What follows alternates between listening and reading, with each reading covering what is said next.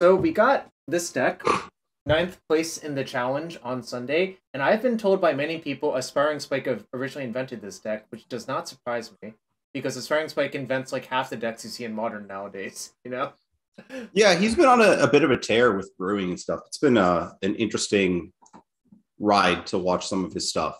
Also, I believe he is at like 72 Modern trophies or some nonsensical amount, and I cannot imagine playing that much Magic Online anymore personally, you know? Does he drop after starting like X1 or does he keep jamming? I Does he believe complete leagues? I believe nowadays, since he's going to try to break the trophy record, he is 0-1 dropping, which is, What's the record? 73 or 72. 73, 72 is the record? I think it was my friend Tom Hep who got 72 trophies with Rainbow Dark Depths. In what format? Legacy? Legacy. Oh, yeah. He just farmed. Yes. He said he tracked his win rate. He was like 85%, including like all of the bad matchups. He was like north of 80% versus Death and Taxes or whatever, you know? Like, well, that's because he basically said people kept punting versus him and he kept winning, you know? I mean, I guess that's fair. Like when I tested for a legacy GP last with depths, I did put up an 80% win rate over a smaller portion, and I had like not played or tuned the deck. So I assume that someone who has played and tuned the deck could easily put that up over a very long period. Yep. And all right. Anyways, all that aside, I am not playing the unplayable 4-drop Crackdown construct because it doesn't really do anything except be a 4-mana 2/2. It goes infinite, Jarvis. Yeah, I understand with Lightning Greaves, you move it back and forth, but I don't think that's good. Like, I mean, was it actually in the list and you cut it? No, the 9th place challenge was cut it already. So I'm just like, if that didn't have it, it must really not be good. I guess you have the sideboard Boros charm, so like you're at least somewhat dedicated to copying. So I thought about it for a while, and I talked to Dom about it, and I talked to other people. I think it's kind of important to have it just as like anti-FOV. Welding Jar is not good enough, and I don't know. Maybe we just like double strike our germ. You know? Is there Well, like, so look at the text. There's a card I'm gonna look at the text on before I say the words. Mm-hmm. Okay. Hold, please. Holding. Rebuff the Wicked. Yeah, I remember that one. That is basically Confound, except it doesn't draw you a card, but it's white. It's white Avoid Fate, actually, is the joke. It was printed in Planar Chaos after they put Avoid Fate on the time-shifted sheet from Legends. Got it. Well, so my question to you is, should we play Brea's Apprentice and Barbed Spike? I don't really want to play Barbed Spike. I don't think it's very good, but Brea's Apprentice is sort of But Jarvis, you have to be dedicated to copying. Is Barbed Spike in your list right now? No. I played the fourth portable hole. The fourth one. I think I would Barb Spike. I think it's actually like sort of important to be able to go from like a Chromatic Star into a 2 that makes a 0 and then go back up to a 1. And I cut the Brea's Apprentice for a land. You should just play both those cards. Cut the land. All right, fine. We're dedicated to the cause, chat. Yes. Ari, shame. Do you think I would have told you to play this deck if it didn't have Brea's Apprentice and Barb Spike in it? I assumed you would allow me some leeway to make sure our deck functions correctly, but... Did you cut the land for the Brea's Apprentice, or did you just add a card? I cut the land. I don't know if that's less or more responsible, really. Like, I don't know either. I wanted to see what happens. This deck has some good cards. Make sure the Brea's Apprentice is in this list before you flick some in. It's right here. What about the Barb Spike? It's right there. Okay, good. Just checking. Those are also Modern Horizons 2 cards, and by adding them, like, you have, by definition, made your deck better. But not if we don't have enough lands and get mana screwed and die. I don't know. I don't really have anything to say to that. Zoro, you want to come up here, buddy? Zoro, come on, Punch. You want to come up here? Anyways, I guess there is some reason this deck caught your eye besides it being, like, Nonsense of the Week. Was it Nonsense of the Week? It was not Nonsense of the Week. Nonsense of this week was impressive. Let me pull up the docs and I can list some attributes of the decks that were Nonsense of the Week this week. Fair enough. It's true. I actually thought about this. If we were playing Yorion, we could add a lot more nonsense to this deck, but I think, well, it's not completely unreasonable to do that. but it's also like kind of goofy because I think something I identified with this deck is just full of creatures that have to die immediately. So you have to add some cards that don't have to die immediately, and probably in order to like fill out the deck. Do you agree with Nonsense that? of the week this week was a three-way tie between Plax Manta, the Gitrog Monster, and Voldaren Epicure. Well, Voldaren Epicure, you've gone on record on saying that card is pretty decent. So yeah, I know. I did. Zoro, are you yelling at the door? Zoro, buddy, come here, buddy. Okay. I may actually have to step out for like 5 seconds to take this dog out very fast because he is. Yeah, I know. Okay, I will be right back, and okay. I will try to make it for the first round, but keep me posted. Okay. The dog's mad, chat. But y'all are stuck with me instead, and I am stuck playing this 22 land deck that I've never played before.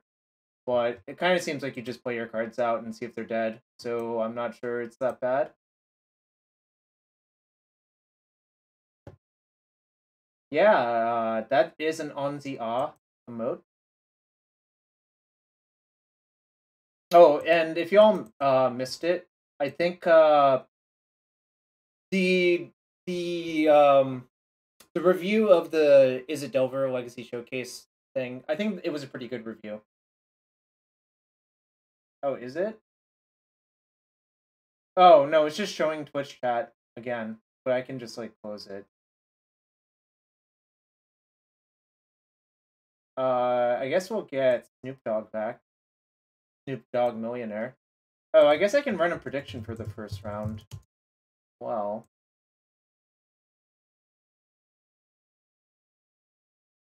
Alright, predictions up. Get your bets in for round 1. Also, shout out to people who signed up to the Patreon this week. There were a bunch of you. I don't know if any of you are in the chat, but shout out to y'all. Do appreciate it. And there's the extensive lands guide is being slowly updated for new stuff, or I'm just writing new posts, you know, a little bit of both. So if you want legacy content, lands content, maybe even just my ramblings about Magic, you can go there and check it out. Alternatively, you can just hang out here and get some nonsense in this stream. There's plenty of nonsense afoot, you know. Rant about something MTG related. Still hate how many alternate art printings there are of cards nowadays. There are so many of them. Like, every card has like 5 different printings. And I've heard it's hell for shop owners. Like, they just are sick of it. Yeah, there's just way too many printings of cards. Think, like, just cut it down to like 2. Like, 2 printings of a single card, I think, is plenty, you know? Oh yeah, all the alternate art that doesn't look like normal Magic. Yeah, maybe. I don't know, like, that's a little bit extreme, I guess, but shops, can you do me through and crush the Wow. Yeah, I mean, like, the Snoopy glyphs are still banned technically, but it's kind of insane. I do not like the metal poster ones. Ari made me buy the Dreadbores once to play with, and they are fucking, like, this is not a Magic card.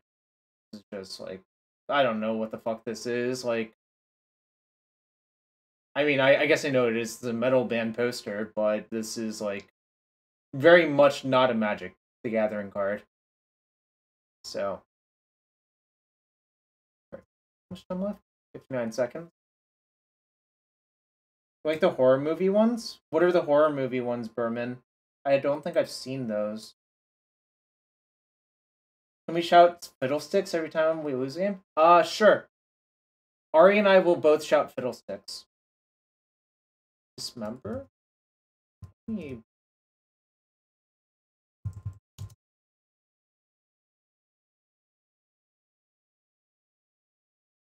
Which one is it?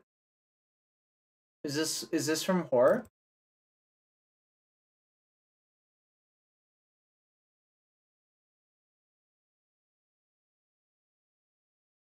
Oh yeah, they definitely did say fuck it to like in-game clarity. Like the Crimson, the double feature cards on MTG are like unreadable. Oh, it's like the metal ones. I have not seen that Dismember. If you want to link it in chat, go for it, and I'll take a look.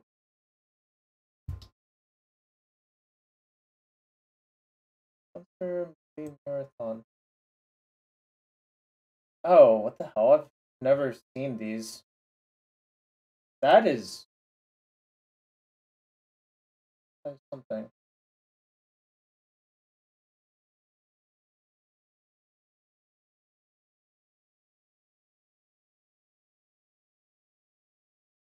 Well, I mean, it has like Oswald and Barbed Spike, so I guess I'm supposed to keep. If this is not a keep, I don't know what my deck does.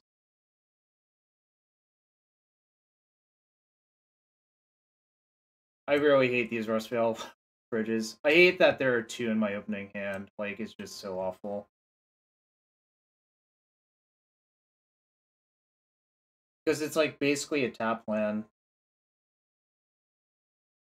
Do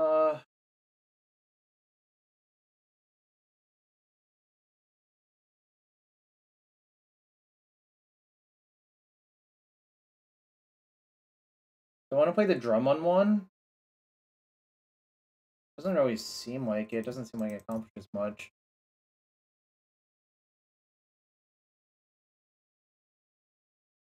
Good old Rustvale Bridge. Good old Rustvale Bridge. Oh yeah, Rob. I'm not anti that one, obviously. It's just the ones that don't like the ones that look insanely crazy and goofy looking drive me nuts. Let's see.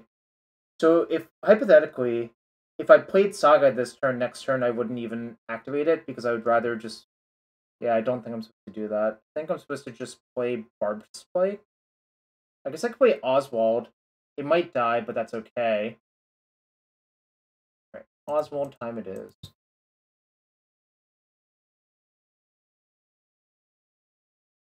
Maybe it dies, maybe it doesn't.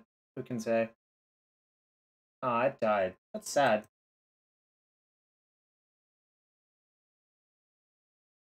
Next turn I'll play Saga, Drum Spike, probably.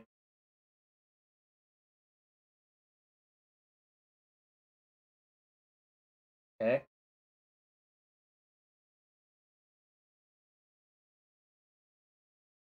Okay.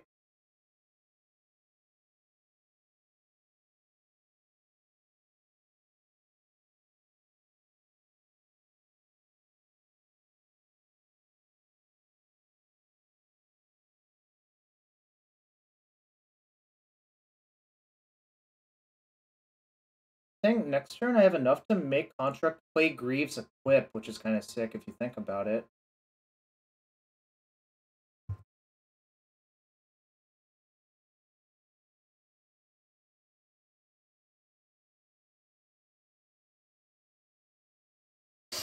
Yeah, that's the plan for next turn. Anyway, those of you who are wondering, Ari had to step out real quick for the dog. It was dog o'clock. But I think he'll be back soon.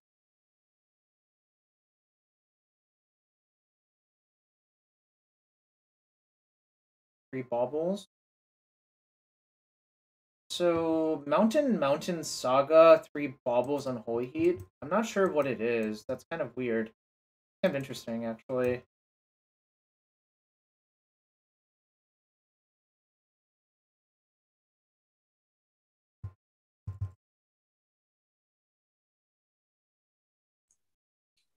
It appears I have returned with great timing. Yeah, I don't know what my opponent's deck is, actually. 2 baubles, an Unholy Heat, a 3rd bauble, and a Saga? Yeah, there. MTG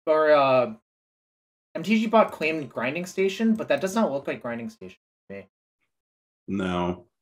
Anyways, can you reshare the screen or your camera? I'm currently consuming a quick dinner, and I will soon reshare. Sure, but I'm making the obvious game actions, which are pretty obvious. Yeah. Looks like we lost an Oswald to that heat, which is Yeah, it's pretty fine. fun. Whatever. Like, which is Yeah, it's pretty fine. fun. Whatever. Like, our deck is full of spell skites. Yeah, I like how our constructs being bigger is just guaranteed and going to matter. Yeah. So, do you think I get Shadow Spear, or let's see what they're playing? Scred mid range. I guess that's possible, but I haven't seen. It's almost surely Shadow Spear, but we'll take a look in a turn. Yeah. Someone told me that Saga is bugged right now and you can get Esper Sentinel, but I will not be using that bug. Because it's very clearly a bug, so, like, you should not do that, right? Oh, our opponent might get Pithing Needle to Needle our Saga, right?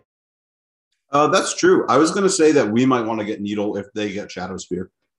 Just because I think that the way we lose is them killing our stuff and then, although, like, Shadow Spearing. This is kind of nice, actually.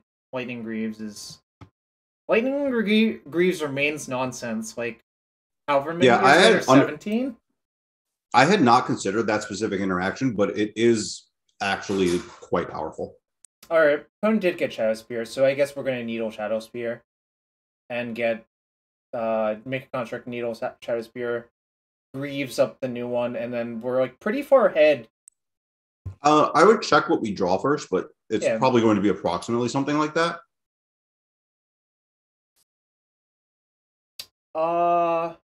It could be Grinding Station, actually, I guess. We see Island here. Okay, it is Grinding Station. Yep. So, should we just get Needle for Grinding Station?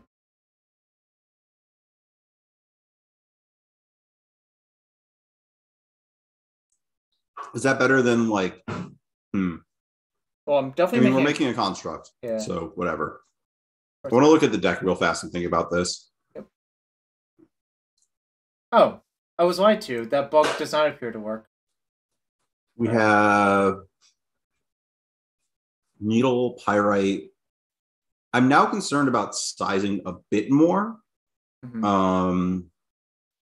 I guess they do have to block. How big are our constructs? 8s? Yeah, 8s. And they're at 13. They have to block one of them. Well, not this turn. It doesn't have haste, right? So not this turn. What do you mean? You oh, yeah, you're right. You're right. 1, 2. We can play the bridge, so 9. So actually, this is a good spot. So they're at 13, right? Yeah. And this gets in for 2. Right, so they're going to go to 11 minimum. If you get Pyrite Spellbomb and play the bridge, they actually have to block both constructs, which I think is the best option because they lose Emery or both construct tokens. If they lose their constructs, the Shadow Spear is negated. The question is whether you're threatened by Emery on the battlefield next turn. If that's the case, then I think you need to get Pithing Needle for Emery. But if that's not the case, then... Well... Shouldn't we just Needle Grinding Station because that's the way we could lose? Oh wait, no, we just kill all their stuff. I'm sorry. No. I think the actual correct play is you get Pyrite Spellbomb, play the Rustveil Bridge, attack all. They're forced to block both of your constructs, and if they don't block with Emery, you can still Pyrite Spellbomb their Emery. Yeah, I'm just like, okay, what if they go? They're left with nothing. Emery. Can they win with just Grinding Station? Like, Breach Grinding Station? So if they go Breach Station, they Breach, recast Emery. They need a second Amber, correct? Because they still need a second mana to even cast the station. Hello, doggo. Yeah. Well, I guess they... Well, no. Yeah. They can have a land, so they can play their land from the graveyard. No, they can't. Breach doesn't let you play lands. Oh, yeah. Escape cast. So I'm basically my debate is, can they ever win if we just Needle Grinding Station? My dog is mad about me having food. That's a good question. Can they beat a Needle on station? I don't actually know the answer to that question. So I'm going to Needle Station, but wait, hold up. No. They can just EE, right? What EE? There's no EE in the graveyard currently. I don't know. And also, EE will just kill all of our constructs anyways. Yeah, I guess we lose everything except for the Ragavan if we do that, then. Alright, I'm gonna Needle Grinding Station because I think that's the... I mean, I think, like, killing all their stuff is likely to work, but I think we're actually a little bit more likely to lose to Grinding Station if we don't Needle Possibly. it.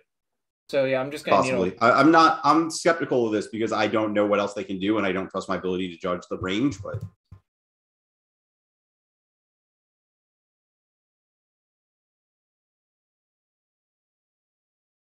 Oh, fuck! I forgot to move it! I thought about all of that shit and I didn't move it. I guess this way they can't attack with the Shadow Speared construct. It sort of works, but... I think attacking with both is better, though.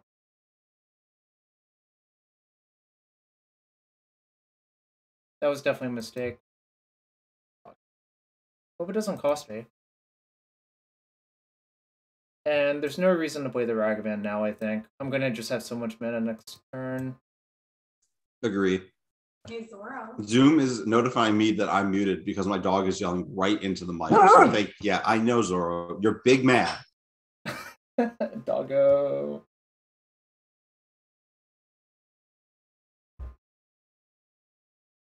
I was basically just trying to figure out if Needling or Pirate was better. Like, I think those are the only two reasonable cards to get. I don't think anything else does anything, right?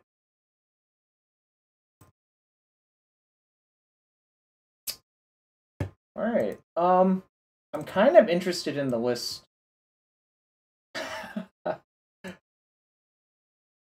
Cassie secretly took a picture. I'm aware. It wasn't very secret. Oh, it wasn't, but it's very cute. I know. They are both hams. Zoro, come on up, buddy. You wanna be on camera? Zoro, touch up here. Touch. Come over here. Touch. Zoro, touch over here. No, we're laying down. Okay, you're gonna be on camera. Doggo. Doggo. All right. My opponent has started recurring Mishra's Bauble, which is as tradition. Yep.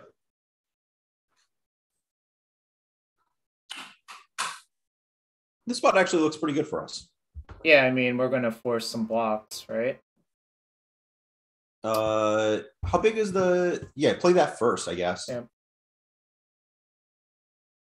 Do I have... If I dash this, what happens? They block I mean, it's better than not dashing it. Well, I'm just... Okay, they have to block one of these, right? Yeah. And they can't... Alright, okay. They still have to block one of these, right? I haven't done the math. How big are they? 1, 2, 3, 4, 5, 6, 7, 8, 9. 9? Yeah. Okay. Yeah. No, and their construct is a 4, correct? So they go up to 15. So if they take it's a 5. It's a 5, but that's the same thing. Why did we dash Ragavan when we can move the Griefs to it? Because I think it's better to have one of these under... no, I guess they can always... Yeah, I don't... Yeah, don't put the Greaves on Spellskite. That's all I'll tell you. Yeah, no, because then you can't redirect spells to it. Yeah. Big brain maneuvers. Okay. Doggo has elected to go Violence. Mishra's Bauble, huh? Alright, I guess I'll Bauble them. Well, hold on. You don't want to... You want to cast the Bauble, but you don't necessarily want to use it yet because... I don't think there's a card you can draw, but putting a card in their graveyard for a breach actually matters. Oh, sure. So I guess I say go. You can you could have actually re-equipped the Barb Spike for plus a damage somewhere, but oh yeah, I could have equipped it to Ragavan.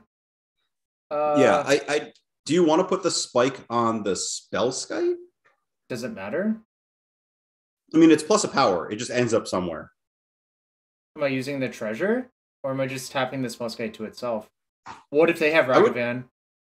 Oh, sure, that's fine. I guess their deck does have Ragavan. Yeah. I was just checking to see if there's like anything to worry about. I think I'm supposed to just leave this untapped because of Ragavan. Yeah, that's fair. Alright. Do we have Graveyard Hit? We have a Cage. And we have a Soul Guide. And we have Wear Tear, which is pretty good.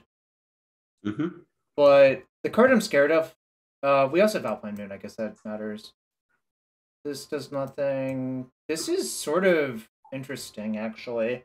I don't think it is. What are they searching? Only this. I guess that doesn't matter that much. Damping Sphere? It's okay, I guess. I mean, they can't combo.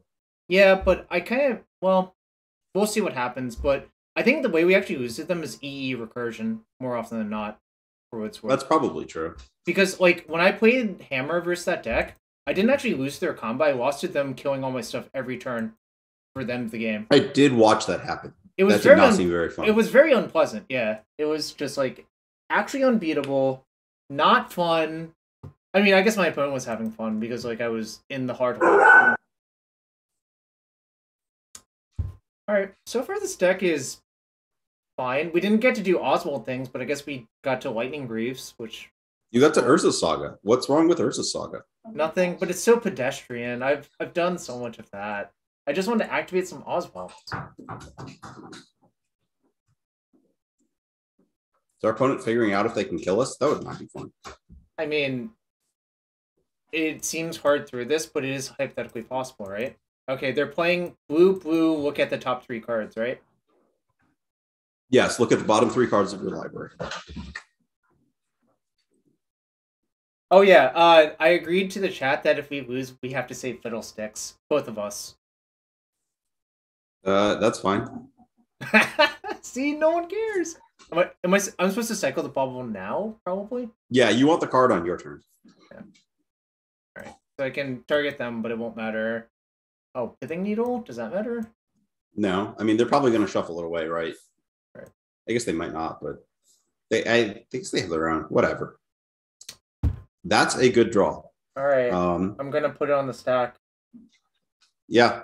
I'm going to put it on this one because this is Shroud, not hexproof. All right. They have conceded. You're not going to do anything. It's just like 1,000 damage, right? I mean, it's only like 12 trample, and they get to block some of it's bad for them. I mean, they're dying. Actually, it's 14 trample. It's a lot. All right. Let's see. Probably do not want Batterskull versus them. It does not seem good. No, that seems horrendous. I'm gonna leave this card. Obviously, this seems. Yeah, I agree. Is Crucible good? No, I don't think. I don't think that's what the matchup comes down to. And we want a KJ and Lantern? Yeah, I think so. Do I want Void Mirror? No. Oh, it's also that only stops Wobble. Am I supposed to have Dispatch? That's like a real question.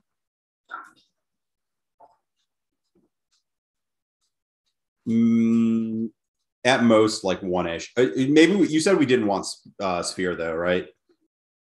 I was thinking about it. I'm not sure. I mean, do we want Breya's Apprentice? So I guess my question about Dispatch is, we would be taking Portable Holes out for it, right? So I was about to bring this up. I think Portable Hole might be kind of a liability if we have to like hold their stuff and then they EE us. So I'm kind of wanting to take these out, if that makes sense. Yeah, no, I agree. So I want to cut these 6. Wait, why do you want to cut Star and Wellspring? I don't think the game, or like, do you think we just need them in our deck because they're valuable? Yeah, I think those are just like, at least Star is like a functional card. All right. I want like maybe 1 to 2 at most, yeah. Yeah, 1 to 2 Dispatch. I don't want to overload because like I think you could put the Boros Charm in your deck. It's good against EE. It's true. And it's just good against winning the game. So yeah, what am I cutting? Maybe we cut the Alpine Moon. I don't know. It's kind of weird. Maybe Saga's just so good versus us that like I could cut Saga's just so good. I could cut 2 of these. I would cut I'd cut 1 max. That card's really good. Yeah. So you're I think it's right to have Alpine Moon actually. We could cut I don't want to say it. You can cut the Wellspring. Okay. I'd rather have the Barb Spike than the Wellspring anyways, because it deals combat damage. Yeah, and I'm leaving the Breya's Apprentice because I think it might actually be important to have in our deck. Just because it plus Engineer, when I watched replay against it, it looked super annoying to play against. So and that was in Legacy, So, you know, Yeah. probably a good card then. To be fair, Reed was trying to play Hogak, and that did not work out well. I would not keep this hand. It does not seem like a functional magic now. No. 7 spells. That looks way better. Question is, I think I bottom. I'd bottom Engineer unless we think we're supposed to be like engineering back Pyrite. I was thinking about one of these 3 actually, but maybe I can't do that. That's just like the hard lock, right? You just like cage, Pithy Needle, and on EE and like kill an Emery, right? All right, then I'm gonna. The only reason to, and you have the wear tear for their Saga, so you just have everything on lock. Sure. So then I'm just gonna needle EE on 1 then. I don't know if you need to needle EE on. All right. Well, I'm just gonna play a blocker. Do you agree with that? Yeah, I agree with that one. I'm taking 3 damage to play my blocker, and if That's it dies, an acceptable outcome. If it dies, so be it. Those are their terms of engagement of Modern. You know. Yep, monkeying around. Do you play the Saga if you don't draw a land? I don't know. I mean, it probably means they have a second one, but at the same time, not blocking. You just pyrite it down, yeah. Yeah. Oh. Ooh. Okay, I would just get. I would not get Kaldra, would I? What would I do here?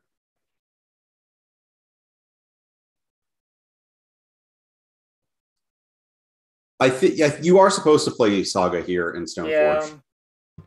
It's kind of unfortunate because like it's kind of clunk. It's like very clunky, especially if I don't draw a land, it's like really bad for me. But I can get Springleaf Drum. So I would. What would I get with that? I would not get Kaldra though. I think I would get Nettlecyst to minimize my exposure to like an unholy heat. So I guess our opponent probably doesn't have a heat though, because they would have killed our Ragavan. Yeah.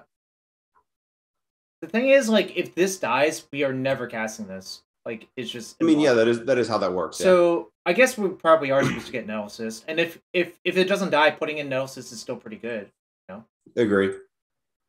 So, I think this is like conservative, but it's fine. Like, I don't think it's overly conservative. I think it's fine to do. Yeah. Okay, that makes sense for them to have. They didn't want to play it on 2. Because, like, obviously that is just anticipate. Yep. Zoro is going back and forth between the water bowls and choosing which one he wants to chug all the water out of. Nice. That sounds adorable.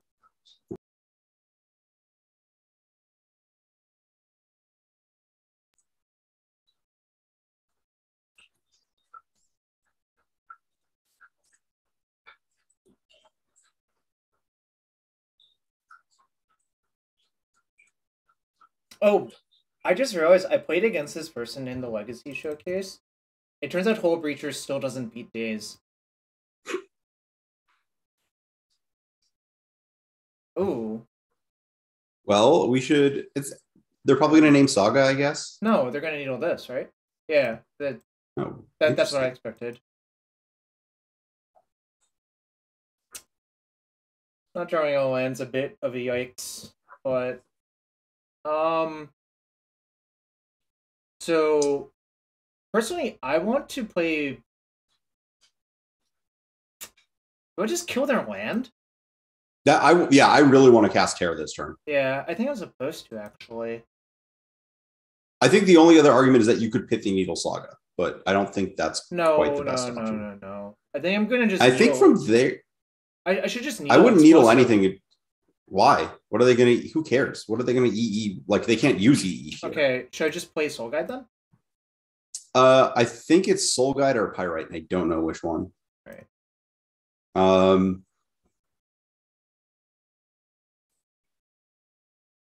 Probably Soul Guide. Oh, I think Matt knows our opponent. Matt's just rooting against us. I'm going to exile the iteration. Like, because I feel like breach back iteration. Should I block? A dash? Probably not. Just take the hit. Yeah, I can't. They probably don't have another Ragavan, and I'm not messing around with like life totals. Like you actually have to win these games. Yeah, because like I think if we give them enough time, they can probably like do some convoluted combo nonsense, even through like. They have expressive iteration in their deck. Yeah, Like yeah. if you give them time, they're just going to draw another one, cast another one, and just like be up 47 cards and do whatever they want. Oh, oh no. Oh, it's kind of terrifying. Why? It's probably pretty good in their deck, right? Or actually, maybe Yeah. it's not. How do they? Where's their white mana? Oh no! Ari! Ari, this is your fault! It actually is your fault. Remember when we attacked? Yeah, it really is. That ended really not great. Right. So we float a mana, we get Springleaf, and we go. I think I need play to. the Esper Sentinel. I'd play Esper Sentinel off the mana, use the colorless to play Pyrite, and then Pyrite down the Oswald. I haven't figured out what happens if they start activating Oswald, and I don't want to. I think I'm gonna just leave the Stoneforge untapped to block with it. Yeah, I agree. You think you're just not gonna take a hit by Ragavan? Okay. The thing is, Ari made me attack, but like I think it's totally fun. What would like they just didn't do anything on turn 2. If they had another Ragavan, they would have cast it. They drew that Ragavan like off the iteration or later, and like also there's just this thing where like you have a Stoneforge Mystic. Like, are they actually gonna take a Ragavan off the iteration? Like I think it's relatively low odds that they just have one hanging back. I think what actually happened was that they drew Ragavan. There's no way they took it off the iteration. I agree with all of that analysis. And now they're casting it. Mox Amber's really good in their deck.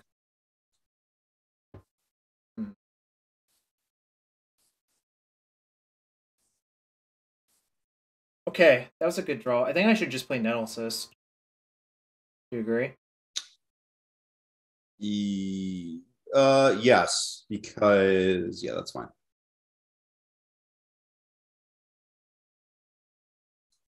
The Esper Sentinel's doing good work. Remember when we didn't get Kaldra Compleat? Yeah. I'm totally fine with it because this is just as big. Yeah, it's 5. Yeah, it'll be bigger. Also, it doesn't really look like they're making much progress. Like, I don't know what's going on. They have a channeler. Once that gets going, they can do things. The problem is that you have the Sentinel that's actually really going to make issues for them. I've been really impressed with this card, even in like Legacy now. I think that people put it in a lot of bad decks to start. You really have to leverage the fact that it's an artifact. Agreed. It's really good if all you're asking for is like a generic 1-mana artifact. I'll give you a hint. A lot of the decks that I've been impressed with in Legacy also play Nettlecyst and Urza Saga. Yeah. I do think the 1 point of damage is worth it, by the way. Okay. Like you actually have to end the game against your opponent's Thassa's Oracle. They played Thassa's Oracle yet again for... I guess this card is slightly better than Augur Bolas, so... It depends. Augur Bolas is much better in the Pauper deck, for what it's worth. Yeah, because you ninja it, and if you... The thing is that if you cast it twice, one of them's going to miss, but if you cast the same one twice, it's okay. That's not true. It did not miss twice for me when I played the card before. Did they let you draw a card, or no? I don't. I mean, they have a red floating. Oh, they paid the red floating. Did they just play a Mox Amber to... No. I guess they used it to surveil. Yeah. Okay, that's kind of scary. But they cannot. I'm kind of interested in just popping off their graveyard when they're forced to attack and eating their channeler. Yeah. Unless this is post-combat. No, it's not. It's pre-combat main. This is like kind of a mistake, I think. Yeah, when they're forced to attack, you just eat their channeler. And then you play both of your cards. You probably needle... I would needle EE still. Yeah, because then, like, how do they break this up? And we're, like, beating them up, you know? Oh. Does that do anything? I don't know. I guess Cage first. Cage first, needle, engineered explosives. Yep. What? Sure. I forgot that this thing's symmetrical. It's so weird. Yeah, I did too. Remember Graft? Graft is so horrendous. I'm sure you remember. Was really bad. Yeah, like I think if they could redo Graft, they would, because it's not really fun. I think there's a chance you were supposed to. It's like pretty marginal, but I generally like getting my spring leaf drums in earlier. But how are the fiddles? Like if you're leaving up a spell, I don't know. Yeah. How are the fiddles bending? We have not activated the card once, and our fiddles have been bent to the opponent's side of the battlefield. Our opponent what has happened. Cast one for their grinding station deck, so we had to kill it immediately with Pirate Spellbomb, because that shit is not okay. Yeah. So Plumevale in chat. I believe Nettlecyst is possibly the single card being held back by Lurrus the most. That makes sense. I've lost a Crusher bot. Like their version that deck's really it's like, really good outside of the mirrors. The problem is the Crusher bot build is so bad in the mirrors. We have a Gigantha, right? Yeah.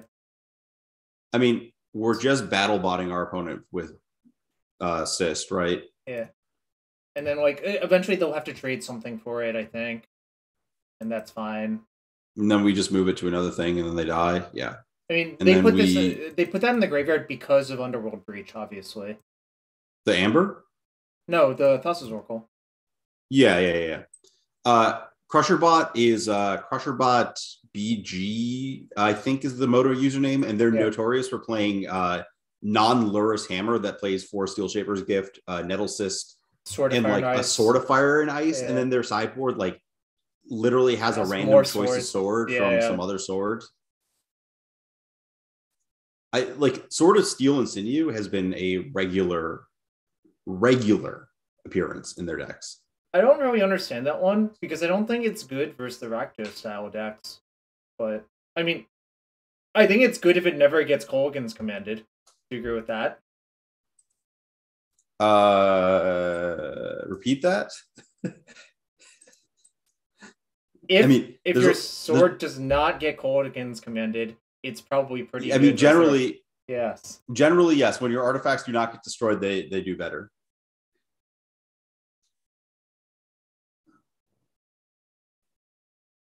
We're probably playing Greaves here, putting it on our Cyst.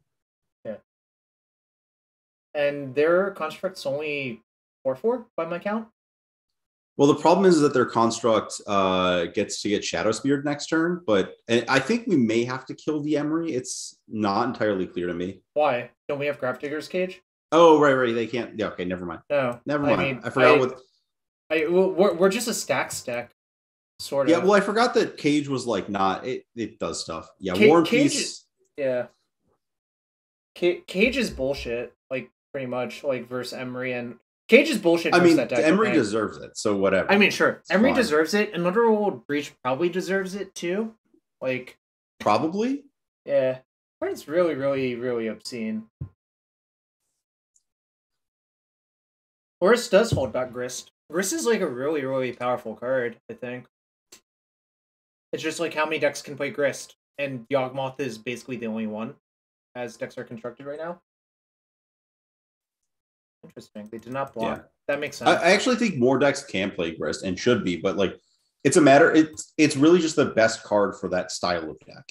Like where you're like forced to play a bunch of permanents or creatures and you need interaction. It's really just the best card for the deck. Am I supposed to leave the Greaves on this? Why would you move it? In case if they have like a removal spell for one of these, I guess. But does that matter? Who cares? Yeah. No. Okay. I'll leave it. I'm a sympathizer? No, I said Underworld Breach is complete nonsense. How's it sympathizing? You said it was maybe nonsense. Oh no, it's definitely nonsense. Breach should have been housekeeping banned on some being. Yeah, Breach probably should have just been banned. Like I got nothing. That card being legal that card existing is dumb.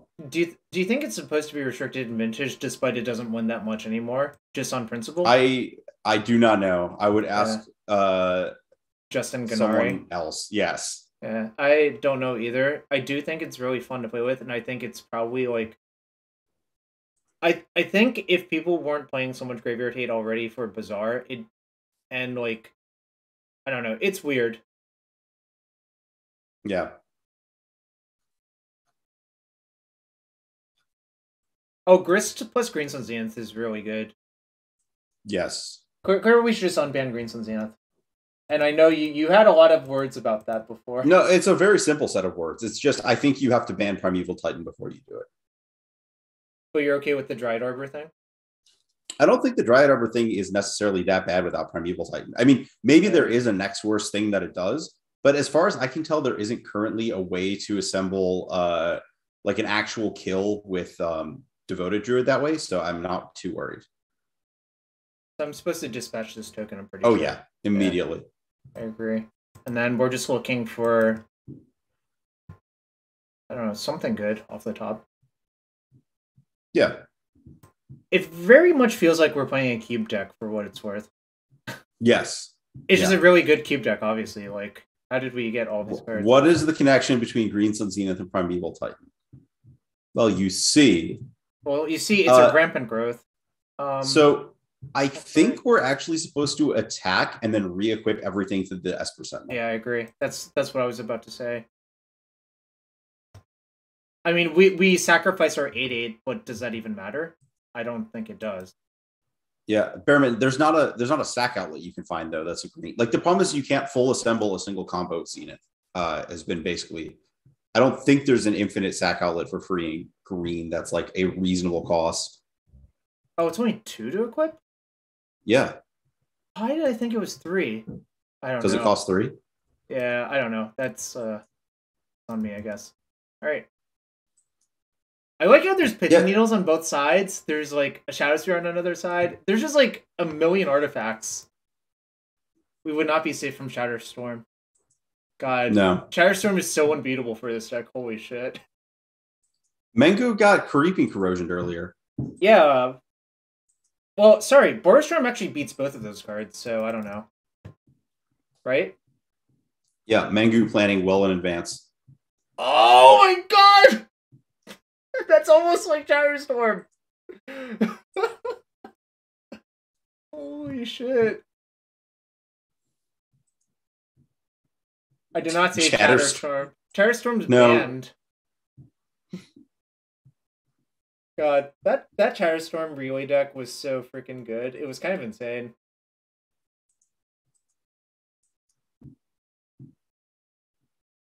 My buddy figured it out. The way you beat all those echoing things is just to put Sealfire in your main deck, relay into Sealfire, and then do your thing. And they can't do shit. Yeah. It was also a mental misstep, aka combo aficionado. All right. So if I attack, I cannot move the equipment off of it. That is a slight issue. But I think it's fine. Like, they have to chump, then I can just play Gigantha and move Lightning Greaves, right? Yeah, I like that. And they can gain, like, 6 life, but does that really matter? I think the sizing works out better for me, right? You can just double, right? Like, if they 6 it, you can just put 5 and 1, 2 in front of it. Oh, you can't because you have to tap it. Right.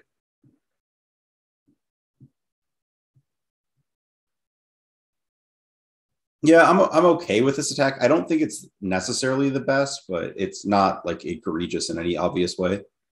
You have to get through their stuff somehow. I want to kill them before they like get out of it. Like, they've shown us literally this card. Yeah. Like, I don't. I mean, really the other option is you could have played the second Esper Sentinel and just loaded up there and just bin the first. Sure. Is that better than just retaining my stuff? I don't know. I suspect like keeping this Gigantha is better, or keeping the Esper Sentinel is better. I mean, your creatures are all very arbitrary. Yeah, I mean, Berman, there's a lot of good cards for me to draw right now. The problem is I have not drawn Oswald. If I draw Oswald, like, I can, like, literally probably KO them in a turn cycle or 2. Maybe even, like, immediately. Because you would Oswald your land to a Shadow Spear and it'd be over. I could have attacked with Gigantha, that's true. I did not consider that. They're going to give me a card here.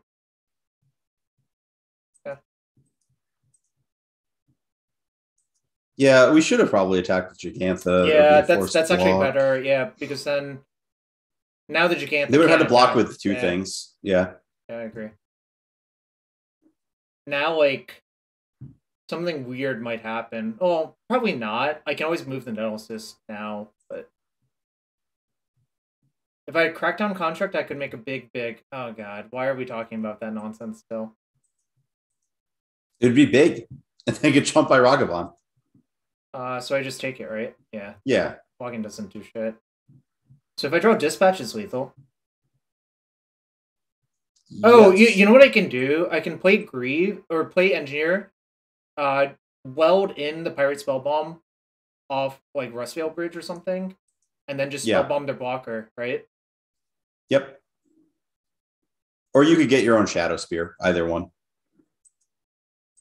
Sure. I guess those both work, right? They have one card. So what bad things could happen? Oh, they can Pirate Spellbomb this. Oh. You can just play this. Yeah, you play the Engineer, try to equip it with the Greaves, and then see what happens. Right? 1, 2, 3, 4. I have 5 mana. So if they go to kill your Engineer in response to equipping, you just tap it for a mana with Drum and play the Nettlecyst. Sure. Okay. And this finds. Try to think if it finds Shadow Spear or Spellbomb.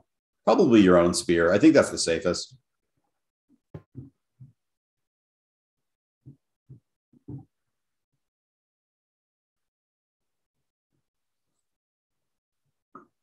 Okay, so now what do I do?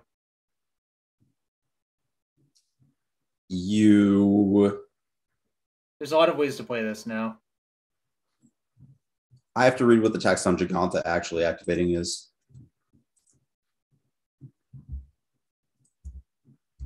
It's honestly, the mana's not very good in my deck. I mean, like, it's mostly a question if I'm supposed to play around something weird, right? Yeah, what's in your graveyard in terms of artifacts?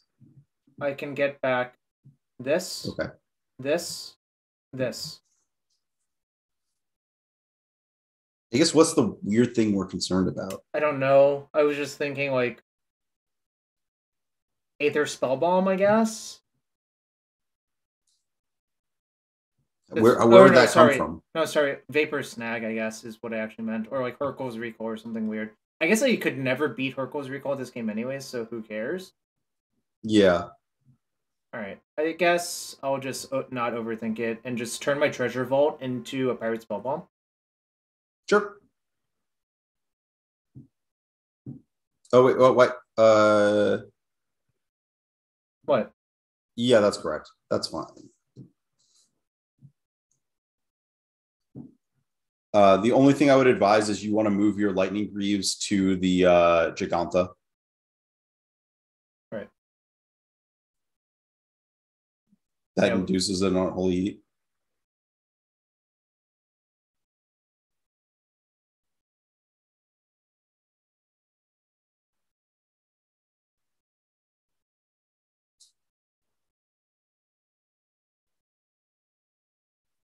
What's the target? They're cycling. Gotcha. Okay, I'm gonna try to kill them now. Yeah, I agree. It feels pretty safe. Yeah. And also, like, technically this can block. Alright. Well, yeah, it can soak up 2 damage. I honestly think they had nothing. I was just trying to rack my brain if we could play around more things in those spots. Yeah, I agree. Grab Trigger's Cage does not prevent artifacts from coming into play. It is, like, weirdly nonsensical what it allows and doesn't allow. No, it's very straightforward. You cannot cast spells and you can't put in creatures. But you can do all of the Goblin Welder shit you want to. Or Goblin Welder adjacent shit. You cannot cast spells and you cannot put in creatures. Very straightforward. We have Alexander Hain in the chat here to heckle us. Because that is... As he does. Yeah, I was going to say that is exactly what he does. We're playing a fun deck. We're playing... We are. We played... Oh, wow. We were the last round. That's so lucky. Well, you know what? We spent a lot of time tanking on plays that... Is that a max attack I spot in the 1-0 bracket? Yeah, it's probably Burn. or some nonsense. Oh, that's a Dom Harvey I spot in the 0-2 bracket. Tough. Or 0-1, I guess. 0-1. Oh, there's time to rally back for the qualifier point. It's true. I do need to accumulate some of those. I have a few sitting around that I should probably do something with. There is a modern showcase in a bit. There's a Pioneer one, there's a Vintage one, and there's a Legacy one in a bit. Okay, so someone pointed out these, like, have you seen these? I'm just like, what the hell are these? Oh, those are the secret lair. Yeah, I knew about those. They look almost as bad as the metal posters. Jarvis, you can no longer complain about any card arts that have ever been listed because they just, the literal most recent set is just unreadable in any shape or form. Oh, you mean double feature? Yeah, just absolutely embarrassing. So I was told on Arena you can actually read these cards because it doesn't actually have to darken bullshit. Oh yeah, like, Arena they just gave up. They just didn't implement that. I'm just like, I assume it would like break their art engine to implement. Our opponent was last playing Grixis Death Shadow. How do you think this matchup is? It's probably very dry. I don't know. Yeah, but we'll find out. Gosh. This is not a good draw. I think I'm supposed to find a better hand. Wait, are you on the play or the draw? I mean, we can look at how many white-red lands we have. 4, 5, 6, 7, 8, 10, 11, 12, 13-ish. That's only 13 on the draw. That's not a lot. Yeah, I would not keep that then. Yeah. All right, I would keep this one. I'm repositioning the camera to show everyone the dog instead of me. Here's the dog. I'm going to bottom second, or maybe I should just bottom the bridge. Is the bridge or the Sacred Foundry? It's, I think I'm going to bottom bridge, actually, but... Yeah, I mean, the question is whether you care about, like, you could... Yeah, I actually like bottoming bridge. I was trying to figure out if we wanted to cast Esper Sentinel a ton on turn 1, but the answer is yes. The answer is always yes for that deck. Yes, this is Zoro. He is a sleepy baby all the time. What's the middle card? It's Birthing Pod for artifacts. And yeah, it's white grizzly bear birthing pod for artifacts. Yeah, but you have to pay white instead of Phyrexian mana. So yeah, that is kind of a problem. I mean, I'm gonna play Esper Sentinel off planes, I guess, just to save some white. Yeah. Hey, big buddy, what's up?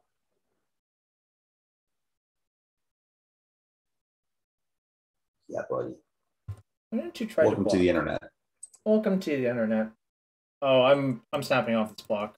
Oh yeah, that's the entire point of Esper Sentinel existing, is you declare a block. Well, the other point of it versus that deck is it really makes their plays awkward because they're like kind of... I mean, the play that it makes the most awkward is them doing something on the turn to handle a line. Love it. Get Nettlecyst immediately. Yeah, I know. That's a good draw if this lives, but how the fuck does Stoneforge ever survive versus that deck, right? If you just get Nettlecyst, they might not kill it. I know. And then we start bonking them with this because this thing is actually outrageous. Yeah, it's big. It actually now costs 2 blue, stack an artifact.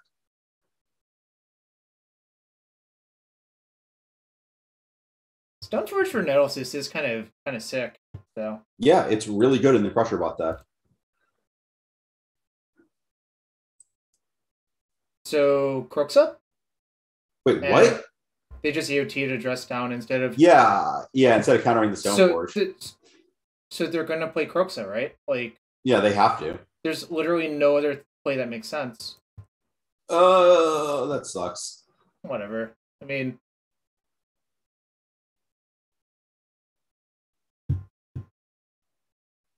This is a slight issue. So hold on. So our goal is to race to a Saga token that is bigger than that, correct? Yeah. So playing an Nettlecyst is strictly worse than just deploying a token. Yeah. So I think I'm supposed to just play... Ah, fuck. I think that my only question is whether there's an argument for getting the other Saga in and like in the name of producing more stuff and more power, just sacrificing the token. Yeah.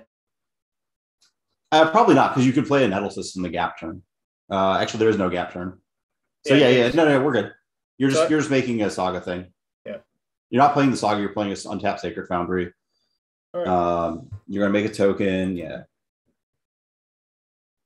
I mean, when they cast EOT Dress, I just knew it was Kroxa because there's nothing else that makes sense. I'm discarding Sacred Foundry, I guess. I could discard Stoneforge to save 3 life. Yeah, I would do that, by the way. Yeah, I don't think I'm going to have time to cast that Stoneforge, right? Yeah, I don't think it's a huge deal. Like, yeah, you're taking the damage, too. Yeah, I agree. Everything. We were asked if there's cards from the new set that we are excited about besides the green channel land. Most of the channel lands in general are great. There's a lot of other cards. I'm really into figuring out what Tameshi is going to do. That's the 2 and a blue Moonsfolk thingy. I don't know. I don't want to like read off the full card text, but it bounces stuff. It like returns lands to put Lotus Bloom from your graveyard onto the battlefield, and then also draws you cards and draws 2 cards if you return either Spellbomb with it. But I didn't think about this. But was I supposed to violin Nettlecyst instead of making a construct? Probably. It's better for stress down, actually. That's fair, yeah. I didn't consider that until I was already thought seized. Yeah, I didn't consider that either. Sleepy puppy. Tap Sacred Foundry, say go. What does that accomplish? Also, another is just declaring plays. Oh, another issue that's going to happen is Loris dress down is going to be very problematic. Yeah, you have to kill them.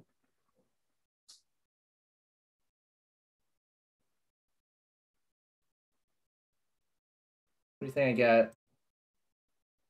Might be a Shadow Spear game, actually.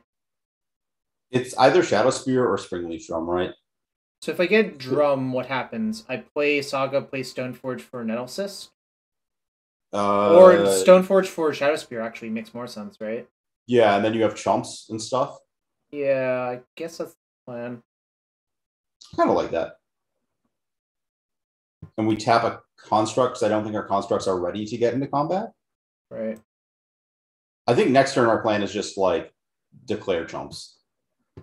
One of these. If they play another dress down, we right click concede. Yeah, that's fine. I mean, they only have 1 card, right? Yeah, the Luris is going to be problematic, but whatever. The Luris is multiple turns off. Our goal is just not to participate in that many turns. Isn't it just 2 turns off? Yeah, but it's like most of 2 turns. And if that's what's going on, I think we have. Actually, we might not have time. Yeah, I think we're actually going to lose to that Luris, which is as tradition, you know. Maybe we were supposed to get. I guess that's not even good. I was gonna say we could have gotten Soul Guide Lantern, but I don't really know where that gets us.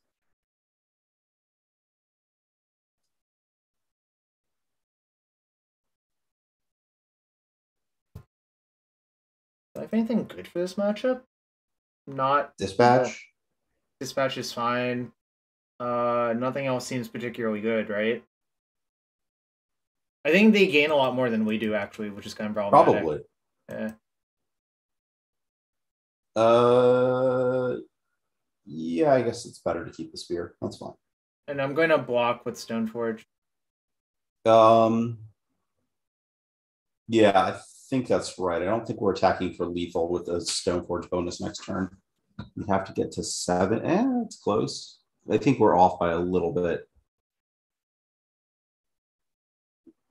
Wait. That's lethal if they have nothing, right? Yeah, I mean, this Saga is going to get Soul Guide, right? I just want to think through. I think we want to make another construct still, right? Right, but I can hold their shadow and see if they're dead, right? Yeah, I was just figuring out if making a construct is better than Shadow Spearing it. No, it's worse if they have Dress Down, right? If they have Dress Down, we're done. There's nothing we can do to win this game ever. Well, no, I'm saying what if we just play Shadow Spear equip to a construct, then we're not actually dead, right? To Dress Down? We're not recovering. Don't worry about it. Oh, wait, sorry. This is not 3rd Saga turn. Oh no, that's why I was confused. No, oh, yeah. No. We have no options. Cool. Yeah, I did not know what you were talking about because it did not seem to make very much sense to me. All right. Apparently, Particle Hole killed them. Good beats. Love to see it. Love to see it. Yeah, Berman and I had the same question. We were like trying to figure out how to. I'm just like, what do you think is going on? This is taking up to 2, not 3. Yeah, I actually, if we had thought about that, we should have actually played the Saga turn earlier because we want it to go off before the Luris resolves. I believe I should take this one out of my deck. This one seems bad. Is Batterskull even good in Modern anymore? That I was asking that question and no one could give me an answer, and they're like, people just shrugged and said, I'm probably supposed to leave it because it's good versus burn. And I'm just like, not very good. I mean, it's okay versus burn, but so Pithy Needle bad. Oh yeah, Needle right? Actually has no text. I mean, it could name EE, but that's it. Oh, then you're probably supposed to have it still. Well, actually, E's not even that broken versus this version. Yeah. And they probably just have more dress downs than they have E's. So I basically want all of the value cards, I think, because I think that's how the matchup operates. Crucible is probably okay. Yeah, I think it's fine. I mean, it's bad. It's really the problem with Crucible is it's really bad to draw, and that's like a liability in these matchups. I think I'm supposed to have maybe this. Oh, you don't even have Soul Guide in the main deck. What the hell? Yeah, get that card in your deck. Dude, I copied the list. It didn't have it. You're supposed to cut, if you're going to cut something, it's probably like Chromatic Star. But... Okay. But not Ichor Wellspring, right? No. Okay. I do wonder if Spellskite's actually good or not. I don't think it is, actually, but... Yeah, I don't know. Is Charm good? Probably not. No, I don't think I want the Charm. Ranking of the lands so far, I believe it's the blue and the green one are the two best, and then the red and the black one and the white one is actually the white one's quite good. I think the red one is kind of bad, actually, but yeah, I think the red one is probably the worst. I mean, blue and green are the two best, and then the Mardu colors are the 3 worst. That's as far as I figured out. Sad no 4, 5, and 6 artifacts. I know him. I know.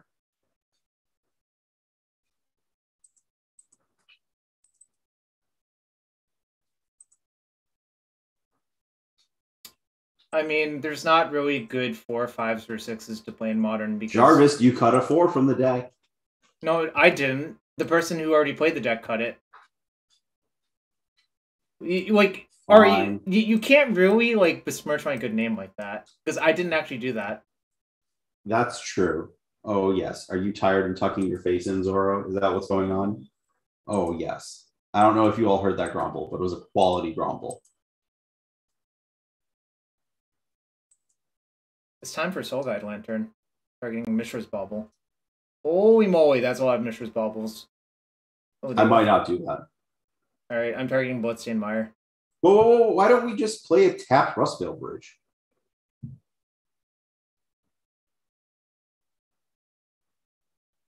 Isn't that the best play? Is that really better than just us like curving out and making sure they can't Cruxus us? You could just play the Soul Guide Lantern later. What if they thought to use the Soul Guide Lantern? Okay, that's fair. Your argument wins. I mean, like, yeah, I think it's just like kind of crazy not to play the Soul Guide this turn. I'm waiting for your Soul Guide to get freaking nugged with Kolagon's command, and then everything's horrible. What is that? 2 draws from Baubles this turn? Yep. I mean, they just like free mulliganed. They activated Serum Powder. Yeah, but they got a bunch of stuff in their graveyard for Croxa. True. Also, note they didn't lead on a fetch. Otherwise, they would always bobble them. So, oh no, I guess they have the DRC, so maybe not. But they left a card on top, so that's probably second land.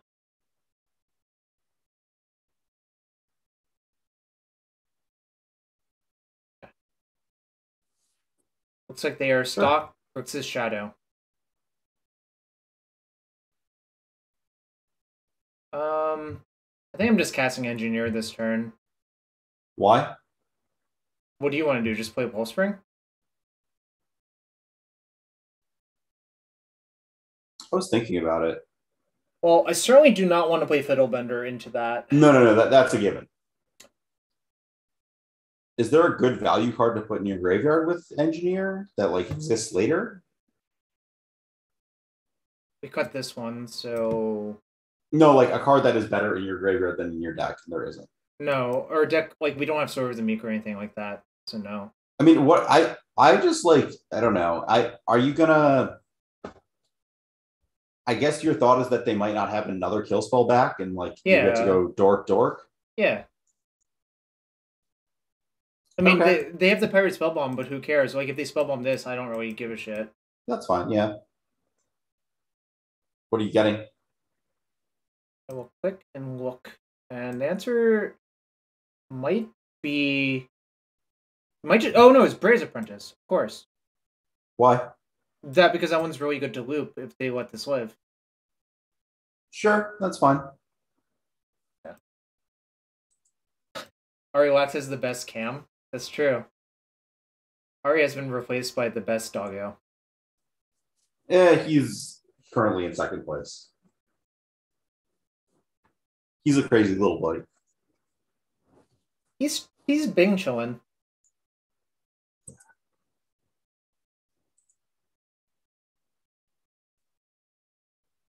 Fatal Push instead? Oh, they're concerned about, like, probably Sanctifier Invec, right? Possibly they also may not want to expose that card in their graveyard. Sure, that's fair. Like, yes. Because I'm very glad that I have obtained your I guess Bezos viewer box from Hayne via my use of the dog cam. Oh, we don't have any Bezos bucks. That's just a bet on us not winning this match. Or this. Oh, I'm aware. You don't accumulate Bezos bucks for people watching. Is that not how this entire enterprise works? Oh, you technically do, but it's not a very large number. Okay, it's still more than zero. It's all Bezos bucks. Loris. They have Loris in hand. Yeah, they put Loris in hand this turn. What if we just play the Wellspring this turn and then try to overload the stuff? Maybe. Sure. So I don't think that's great, but the problem is they have 2 cantrips for their Loris that are sitting in play. Yeah, we're not busting up the draw 2. All I care about is busting up the Pyrite Spellbomb so it doesn't double kill our stuff. Sure. Oh. Okay, new plan. You cannot do that. You have to play the Rustvale Bridge. You cannot hit Metalcraft. I just give them a turn of drawing an extra card. That's fine. Yeah, who cares? Because, like, also since this Exiles, we don't have to worry about it for the rest of the game now. If it was just, like, destroyed, there was a chance, like, K Command could ruin us.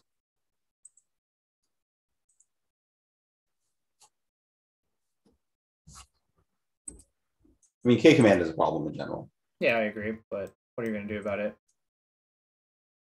Okay. I think I just lead on this. Yeah, I mean, we probably...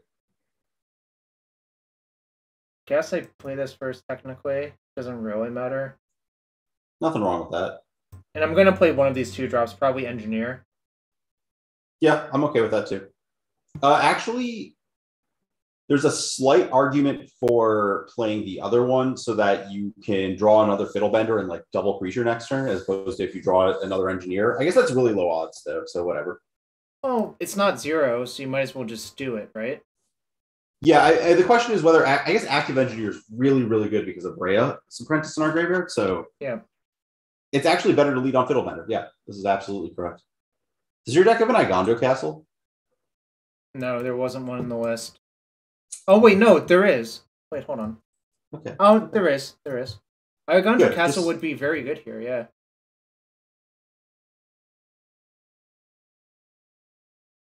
So when am I supposed to pop this Soul Guide? I might just use it to draw a card at some point now, I think.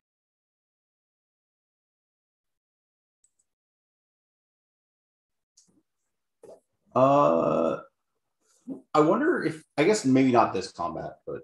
They have Island? Supposed to do it.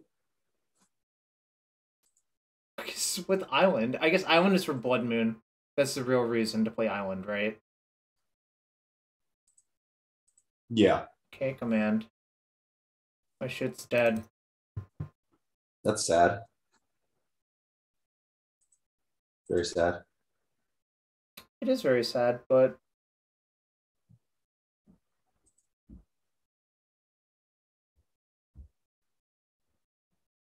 that's not good. So I guess Gigantha Handplate Engineer. That sounds fine. And I just fetch like basic mountain. Sure. Yeah. I don't really want to shock this in because like no. We're getting pretty low on life, honestly. What if I soul guide this turn just to make them spell bomb my engineer? I mean, they probably were going to spell bomb your engineer anyways, but yeah. I think the real argument is you might want to soul guide this turn just to buffer your life. And you also probably want to soul guide before you play the Gigantha because their most likely way to kill it is heat. Hold on. Where the fuck did the snow-covered mountain go? I don't know what happened. I would assume there's a snow-covered mountain. Yeah, this is the list that be. Did I could have. There's a mountain there. It's right there. It's fine. You'll find it later. What's this getting?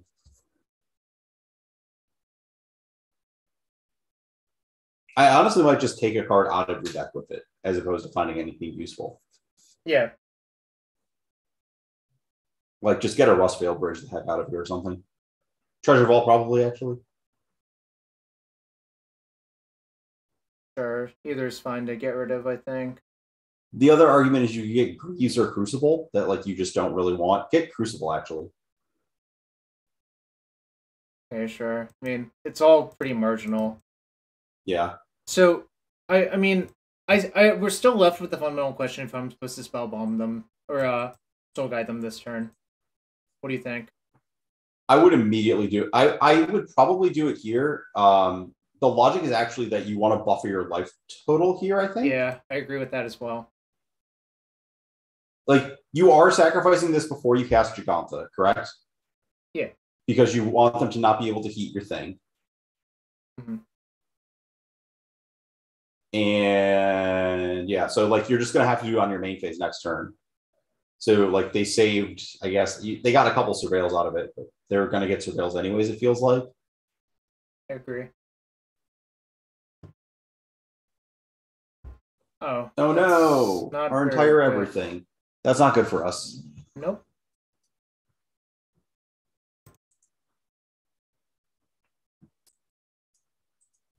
Well, I would cast that card. I'm going to target DRC. Yeah, obviously. Your plan is to draw Saga or Nettlecyst.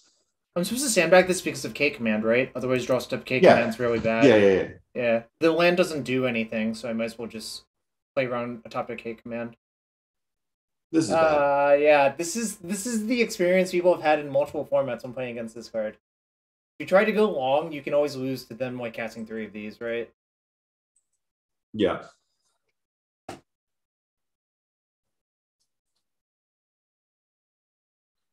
Apparently, Bebot brought this list to a local big tournament and destroyed everyone with it. That does not sound unreasonable. Yeah, I was pretty sure that they had one shadow in their hand based on how the game played out. Okay, I'm gonna get Nettlecyst. Yep. You're gonna cast Nettlecyst. I agree. Hope it's good. I mean, if it's not good, we're probably dead, so that's fine. Yep. It's a 3, 4. It's a 4. We have a Rust Bridge. Yep. Remember cranial plating? Yeah. The card's really good still. You can cast that one with Loris. I don't like this game anymore.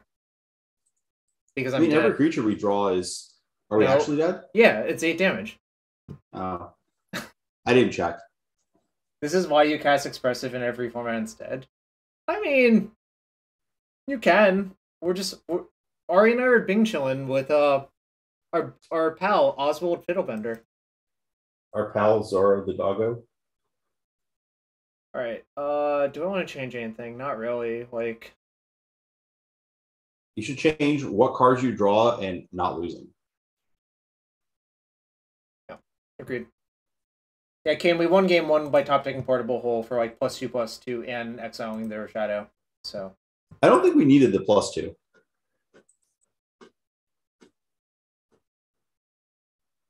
When green Thoughtseize gets printed, how much life does your opponent need to gain to make it balance? Probably like 9.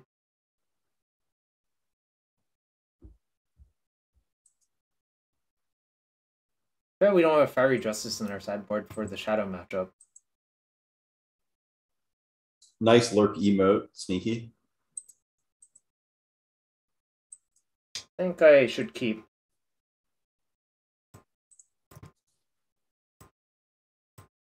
I assume it's a 7-card functional hand versus Aluris Thoughtseize deck. Therefore, I keep. Yep, that is in fact how Magic works still.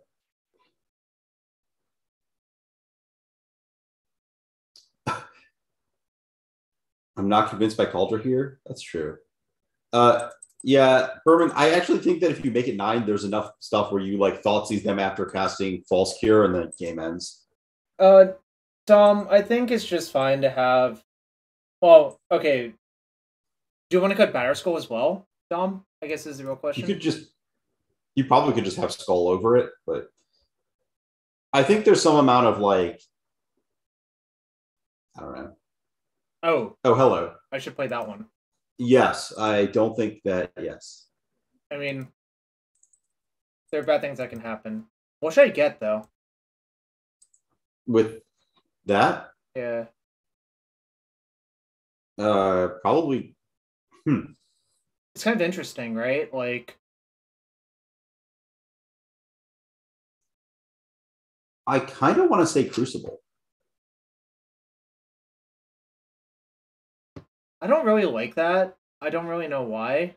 Oh,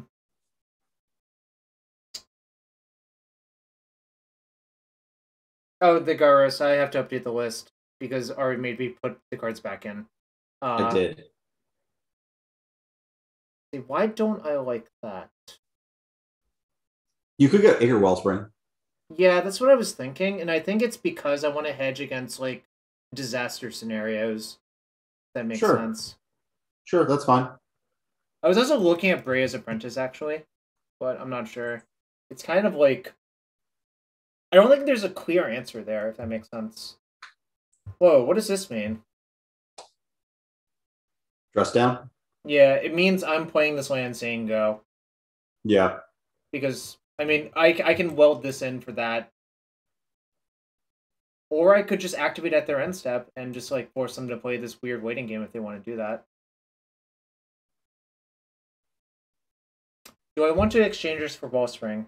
Seems like the answer is no. No, because then you just can't activate Urza Saga. This was fine. Who cares? Yeah. They dressed on you, whatever. Yeah, it's not going to be, like, the end of the world this game, I think. No.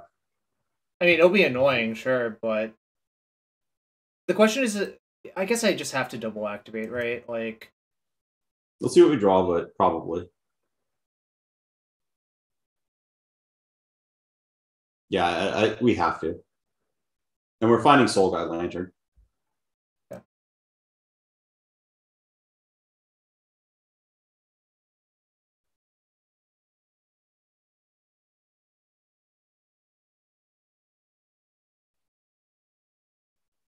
Oh, okay. This is fine. This is fine. Do we find Soul Guide Lantern then? I don't think we do then. What do you want to find? I was looking at Springleaf Drum, actually. I was looking at Pyrite and just killing their stupid creature. Okay, that seems fine, actually. Like, I don't want to let them have stuff. If they have stuff, bad things can happen. So, I was looking at Springleaf to play Esper Sentinel this turn, but I'm not even sure the Sentinel matters anymore, right? I don't think it does. I think you just want to, like, stop them from doing stuff. Right? Like, yeah, they're missing one type. They're missing creature, right? Yeah, just kill their stupid thing. Okay. And then play the other Saga. Well, I you can't do that. Yeah, exactly. That's like so. I have to. Oh, I mean, we're already committed to this now. I think by getting. Wait, are you committed to killing the thing? What if we just played Saga and just had the thing back, and then their verse is covered, and who cares about? Yeah, this is fine. Whatever. Keep throwing doofuses at them. All right. Because I'm pretty sure they don't have dress down if they did that, right? Yeah, I agree. It's like very low odds they have dress down. Yeah, it's like pretty hard for them to have dress down. That scenario. Okay, they just have 1,000,001 mana removal spells. It's a good spot for him. Wow, milling iteration. I could never bring myself to do that. Okay. Playing the engineer does seem better. You are right.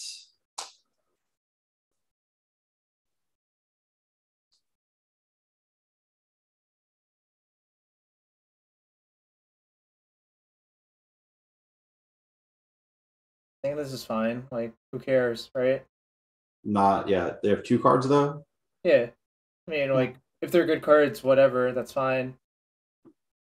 Well, that's one of them. No, that was that was off the iteration. Yeah. And I think I'm just gonna sandbag the spell bomb. I don't think there's any real reason to play it. Do you agree with that? Yeah. I mean, you're gonna be you cast Asper Sentinel this turn, right? Yeah.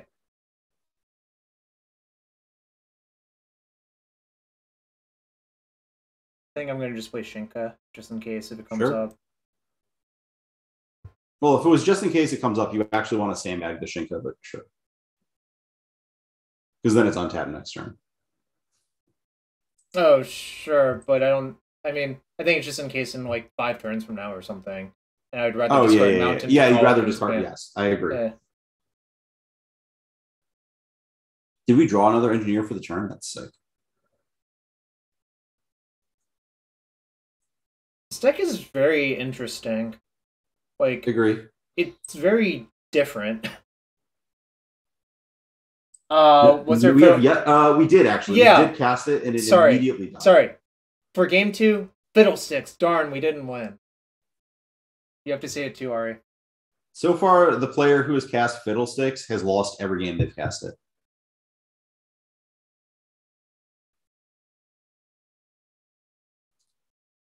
That's true, actually.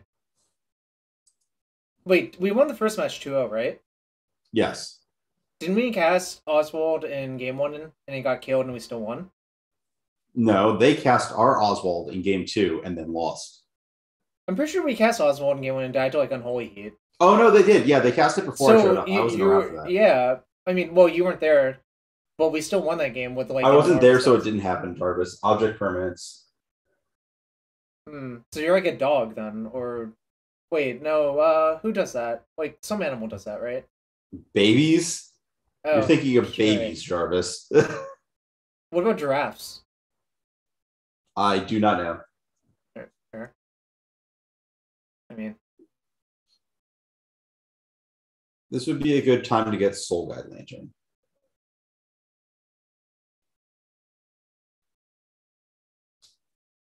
I don't know which of these things we play, actually.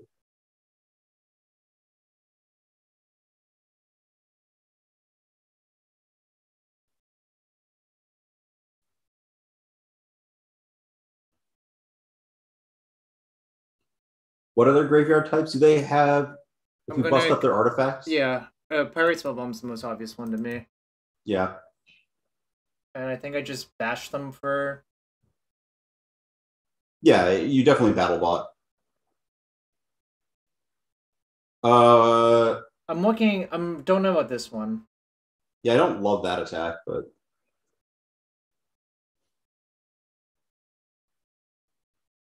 Okay, good. They still do not have Dress Down.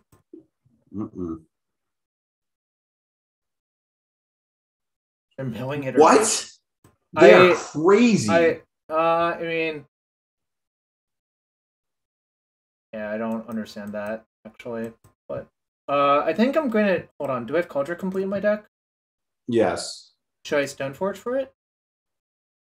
Is that even better than Stoneforging for Nettlecyst? I don't think it is. Yeah, it is, because it has haste. I guess. Okay. Forces them to kill that. Sure, whatever. Yeah. I mean, they've already used a million 1-mana removal spells. How likely is it that they have another one, right? Medium. They have been DRCing a lot. I don't know. I mean, Nettlecyst also has haste because it equips. Yeah, but that one dies to Colgan's command. I mean, like, obviously if they have a command, they just kill both of these, so who cares, but... Okay. So they are out of cards, and they have to give us a... They left a card on top? Wait. That's... Did I not get a card? They had already cast a spell. It's the first spell each turn. You're right. Right. I'm gonna just... We are legally obligated.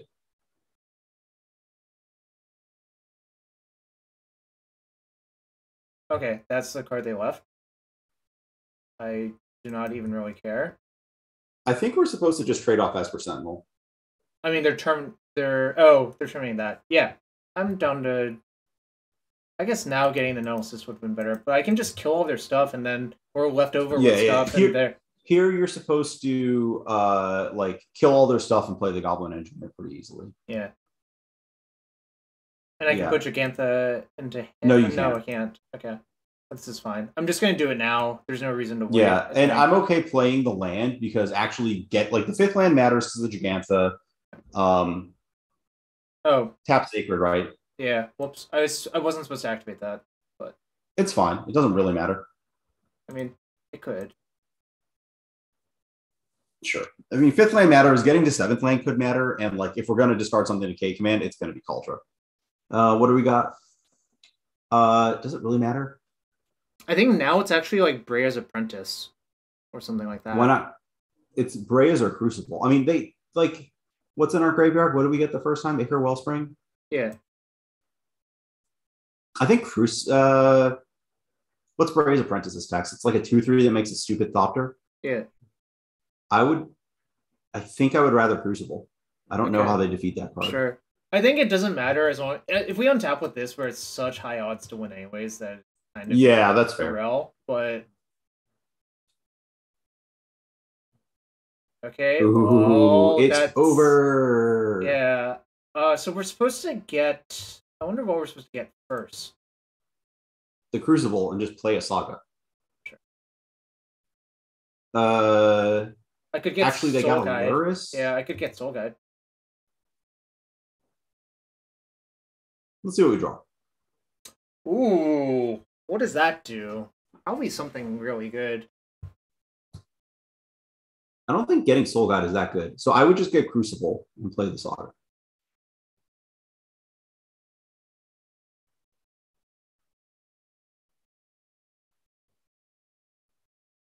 What are you doing? There we go. I have to do it like that. Yeah. And then I also play Oswald. Yep. And put Idiot into my hand, I guess. Yep. And you took a lot of game actions. Yeah, I mean... I haven't figured out what happens from here, but, we did some stuff. I mean, it was pretty good. I think they mostly lose from here, if I had to guess.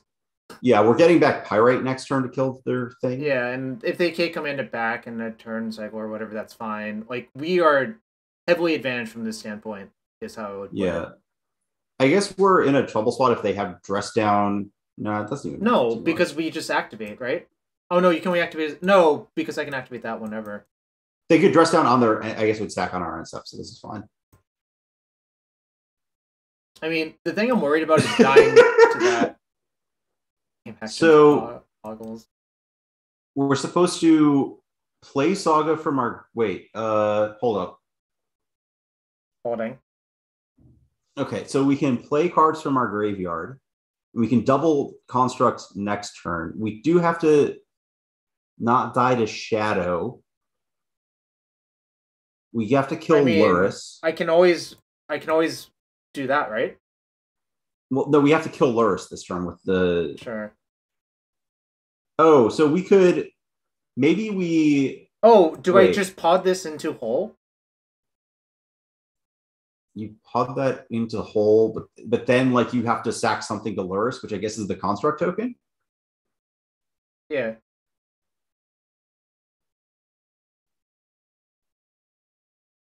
They have a card in hand? Yeah. Yeah, that's probably fine. Just like shred Yeah. all their stuff and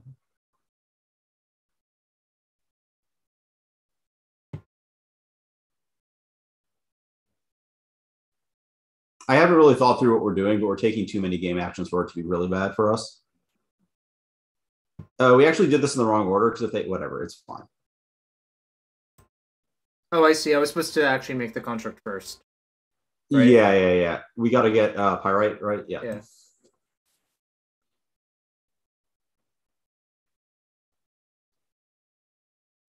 Congratulations, Hayne. You've lost all your channel points. They didn't. No, you're supposed to let your opponent keep playing from this point. How rude. Are you having the time of your life, Ari? This looked great. That is exactly what Magic was intended to be. That's not actually true. Yeah. Well, okay. So the reason you have to make the construct first is you want to engineer the construct into the thing. So if they just respond to the construct make by killing your engineer, you can't get the pirate spell mode back. Yeah, there's like some weird stuff where like you're locked into some bad lines there. Yeah. How many Boseiju would I start with in RG lands? 1 or 2. If you really want to stress test, just play 4. But I suspect you will cut way down very quickly. Like it's always been the case. If you want to stress test a card, you can just put 4 of it into your deck and see how it's like. But in reality, I think you should only play 1 or 2. Yep. We got Watsy Merclurker in the chat. Play 4 Boseiju. Should I also buy booster packs and seal product? Play 4 Boseiju. Is this the I sell new cards argument? Well, Boseiju is a really powerful Jarvis. card. Yeah.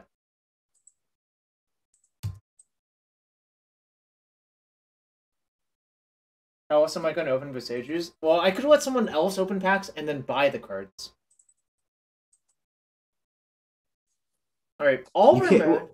Sorry. Have you considered right-click opening all your chests because there might be Boseijus in them right now? It's impossible for them to be Boseijus. The player who won the challenge opened all the bad cards. So if you open your chest now, they're guaranteed to be good.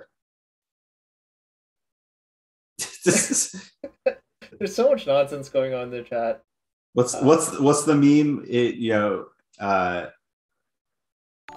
Want to go pre-release in the basement of the Valleyport Casino? JK unless Jarvis something like that. Is that the meme? Well, we got a Kane sub, so I do have to open one for Kane. Oh, it's nice. This counters that one instantly. What did you open? Swan Song and Sanguine Bond. You can Swan Song Sanguine Bond. Convenient. Yeah. I have a lot of treasure chests that I should probably open sometime soon. Open or sell, like you do whatever you want. Live your best life. I guess we'll take my subscription money and buy secret lairs. Have we started like putting secret lair fractions on the blockchain or something? Oh god, I said the cursed words. Yeah, you did say the cursed words. You said a lot of them. Yeah, no. So if I had played that Pioneer Showcase a few weeks ago, I would have played Lotus Field with 2 main deck Swan Song, because I think there was a lot of combo running about. Like, if your Sensi opponent just taps out for Sensi and you Swan Song it, you actually probably are very likely to win on the next turn. Dom is a tier 3 sub. Dom's not actually sub. Ooh, Jarvis calling people out. Unbelievable. No, I was just correcting Wonder Pro. I don't think Dom ever intended to sub. Oh, we should start another prediction for the 3rd match. Did just start. 2-1. Question mark, question mark, question mark. Yes, no.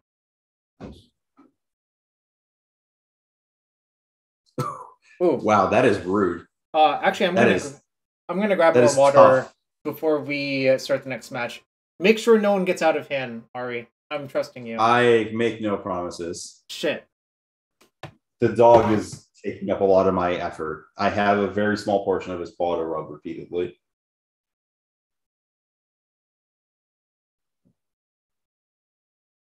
Yeah, you know what, Chad? This is fine. You can Wow. Yeah, this is really something else.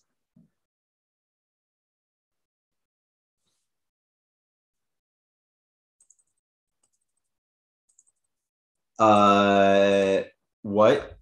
I what? I don't believe.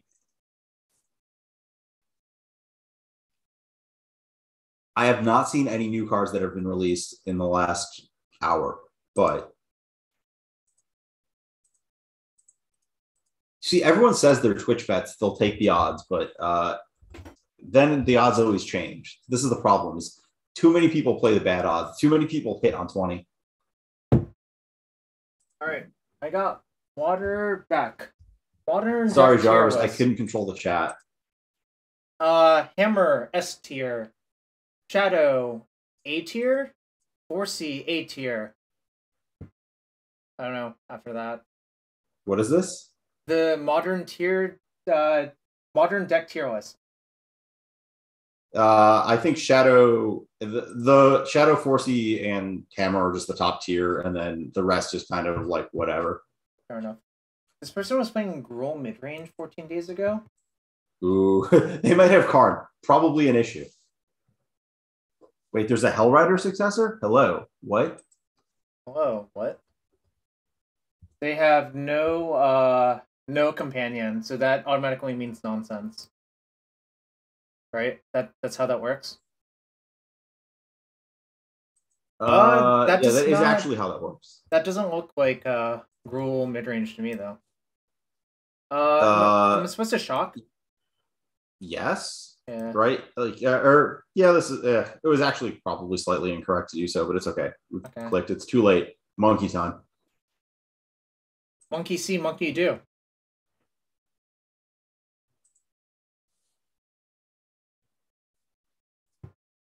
Marshflats. Watergrave? No companion? Question mark? Reanimator? Is there a nemesis? Is our friend frenemies? Our old frenemies? I don't actually know. Our hand is not very good versus Reanimator. Well, that's contingent on whether or not. I mean, it depends if Goblin Engineer untaps, at which point it's probably okay. Well, it also depends. I guess we don't have the hate card main deck. That is a bit of a head scratcher now that we've played some matches with this, right? The hate card main deck? Yeah. Yeah. Alright, I'm going to attack them with Ragavan.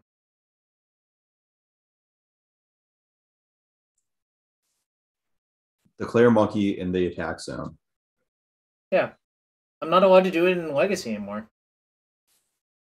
All of your Legacy matches will be so sad. It was actually not very sad. Because, like, when my opponent played Delver instead, I could just let it hit me twice and then deal with it later.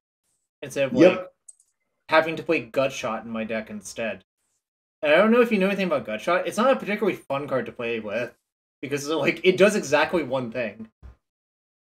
Really? I thought it did two things. You could target a creature or a player. Or a Planeswalker. Oh, I'm sorry, Zoro. Are you sleepy? Or a Planeswalker. That's true. 3 things, Jarvis. You said it only did. Oh my god. Fuck. Well, we're Goblin Engineering for something.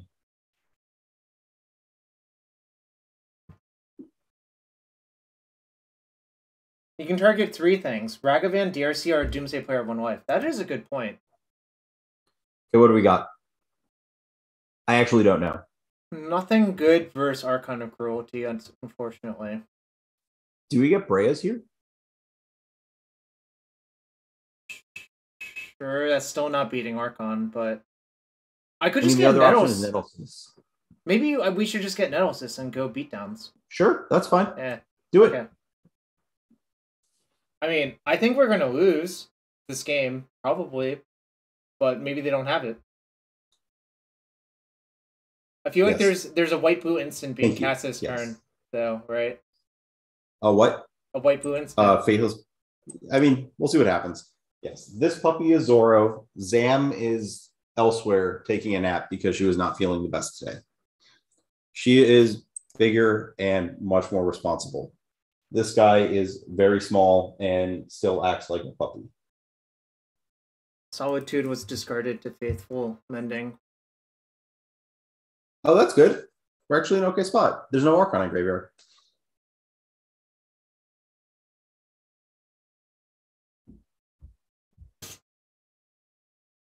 I mean, we might just be picking up 5/5, but that's fine for now.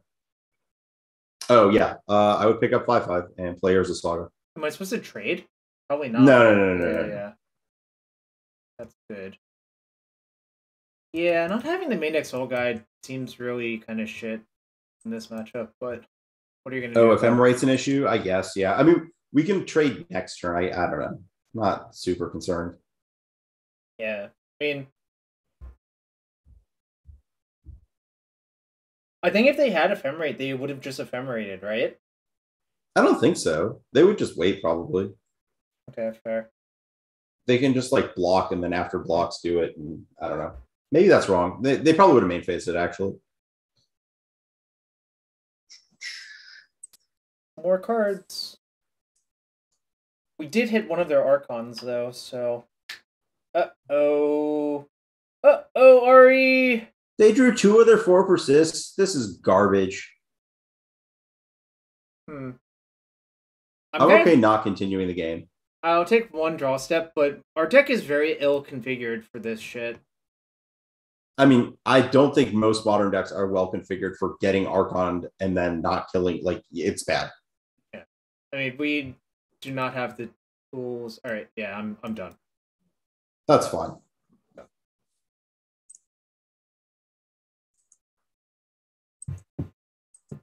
Is it better if we can dispatch their thing, like with lethal on board? Are we supposed to try to do that? Is the real question. I don't think so. I want to cut this Pithing Needle from my deck and the Shadow Spear. Those sound fine. And his Batterskull. Oh, yeah. Fucking Batterskull. I would put in 3 graveyard hate cards. Jarvis, graveyard hates to the right. Yeah, I was clicking Containment Priest first. Where's that cage? Why is the cage not in the deck? Bro, you gotta calm down. Do we want anything else? Is Torpor Orb good or bad? Pretty sure it's bad, actually. But I'm not, like, 100% confident. Also, Pyrite Spellbomb is kind of shit. Like, actually. It doesn't actually do anything. It does damage. That's all I got. Am I really not allowed to have, like, 1 or 2 of these and try to, like, Jund Saga my opponent? I mean, like, what do you fight? I don't really know what we're fighting over. I'm just confused. The Archon of Cruelty. I guess, but, like, you're down, like, 8,000 pieces of everything. Yeah, but I think the way this deck is constructed, you can actually come back from that, right? Maybe. I mean, you can try one, but I don't really want a lot of them. Wouldn't Torpor... Oh, is Portable Hole good? Portable Hole seems horrible. Oh, yeah, it doesn't do anything. Never mind. Okay, well, easy swap then. Nice. No. Do not play 3 of those. Get like a Torpor Orb or a Pyrite Spellbomb in your deck. Oh, I have the Torpor Orb in. That's fine. If a Torpor Orb plus Dispatch is actually a real plan. Okay, then this makes more sense. Yeah. Okay. Yeah. All right. All right. Okay, I was wrong. Torpor. Mind Sensor just stopped their Entomb, but that costs 3. I'm really not into the Mind Sensor personally, but maybe I'm wrong. I would like to leave Crucible in our deck just to like continue to Crucible them, but yeah, it's in our deck. Oh, actually, Jarvis, the reason we need Dispatch is a Sideboard Sarah Emissary. Oh, okay, that's a very good point. Otherwise, I think we might be cold to that card otherwise. We were probably cold to an Archon, but like, yeah. What does this hand do? It resolves an Oswald quickly, so I think I'm okay with it, but it's not the best. I mean, if I draw a land, this hand's pretty darn good, right? Yeah. I'm still going to fetch a tap Sacred Foundry on turn 1, though. Yeah, I was debating if we needed to play Saga on 1 to aggro a graveyard hate card, but probably not. I mean, unless if you really truly believe that they are turn 3 reanimate deck on average, which I do not believe is the case. No, not in the slightest. Yeah, I think it's fine to just not, like, basically land destruction myself is how I would put it. Is it better to play or hold up. Let's think this through. Mm-hmm. Do we want to play Saga this turn or Igandra Castle? And do we want to play Lightning Greaves or Oswald? I don't know.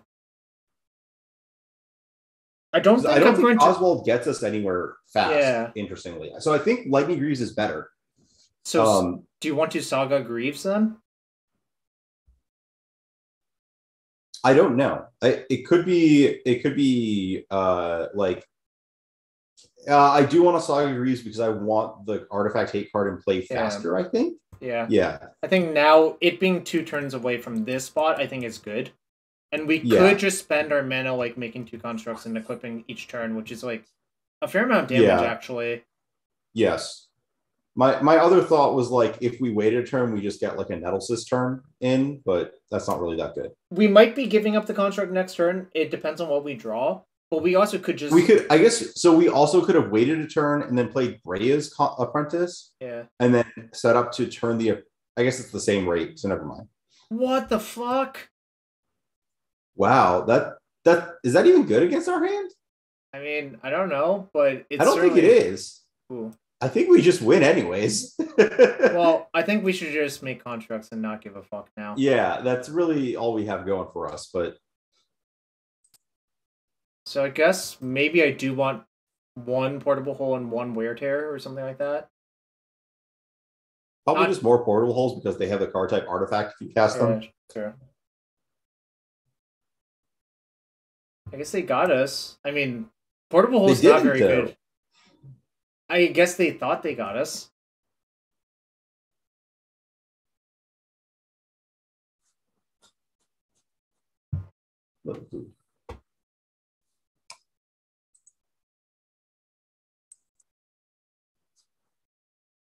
What can I get that's really good here? Like with Saga?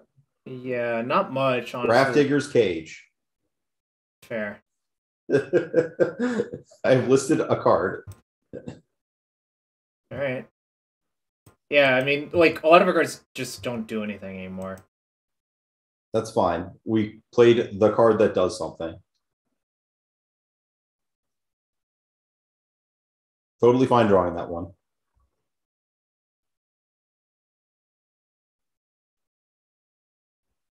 We don't actually even have that many cards that we can fetch. I was just looking at that. It's like, we're pretty light. Yeah, I mean, we cited out Pirate's Bow and Pithing Needle, but they don't really do anything. Especially don't do anything. I mean, Needle, yeah. I guess. I don't know. It's so weird. Do the decks play Supreme Verdict? 1, sometimes 2. I know the WAFO list had like 1 million, but... I mean, that's WAFO being WAFO, though, right? Yes. I mean, it would be kind of annoying here, for sure, but whatever. We can't do shit about it. Yeah. They don't appear to be in the best shape. I guess they could, like, Solitude you and then FM, but... Yeah, whatever. Not a lot we could do there. Yield Theft to protect Cage. That's true. But how are we finding Needle now? Just like in general. Oh, just in general? That's fine. Yeah, we could do that this game. Also, the first hole is significantly better than the second because that lets you engineer for it, by the way. True. Is that 2 Archons in the graveyard or no, just they 1? discarded Unmarked Grave and Archon of Cruelty. So now they're probably going to entomb like Unburial Rites or some nonsense and then just try to kill the Cage, right? Yep. Did they entomb? Yep. I mean, as predicted. 15? But I'm just going to exile with the Unburial Rites. Yeah. That's really obvious. Well, not the Unburial Rites. Take out the Archon. Why? Right? No, because like I'm foreseeing a future where that's like their only. Actually, I guess they're down 2 graves. It's so much mana for them to Unburial Rites. It's not that much mana for them to like get an Archon. I think it's like. Okay. Fair enough. Yeah. I guess you're right.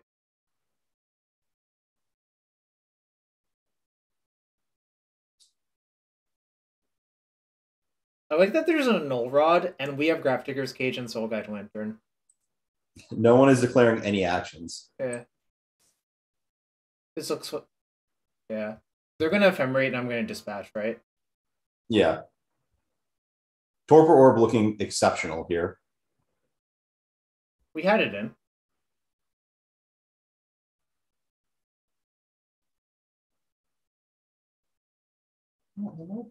Alright, our opponent conceded instead. Interesting. So I guess they didn't draw the ephemerate.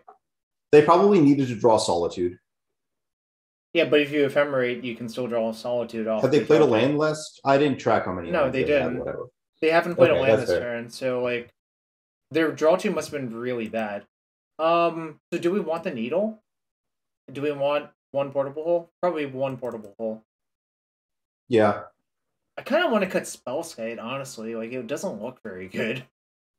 Cut the Crucible. Fuck that card. Yeah. Do we want anything else? Did we want the needle or no? I don't know.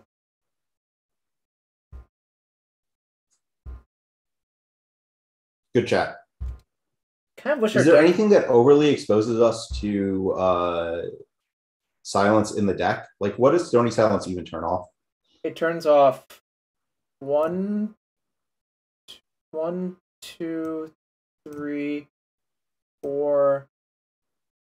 I guess our lands are kind of annoying. 5, 6, 7, 8, 9. It's 9. I mean, that's not 0, but that's not like an enormous amount, right?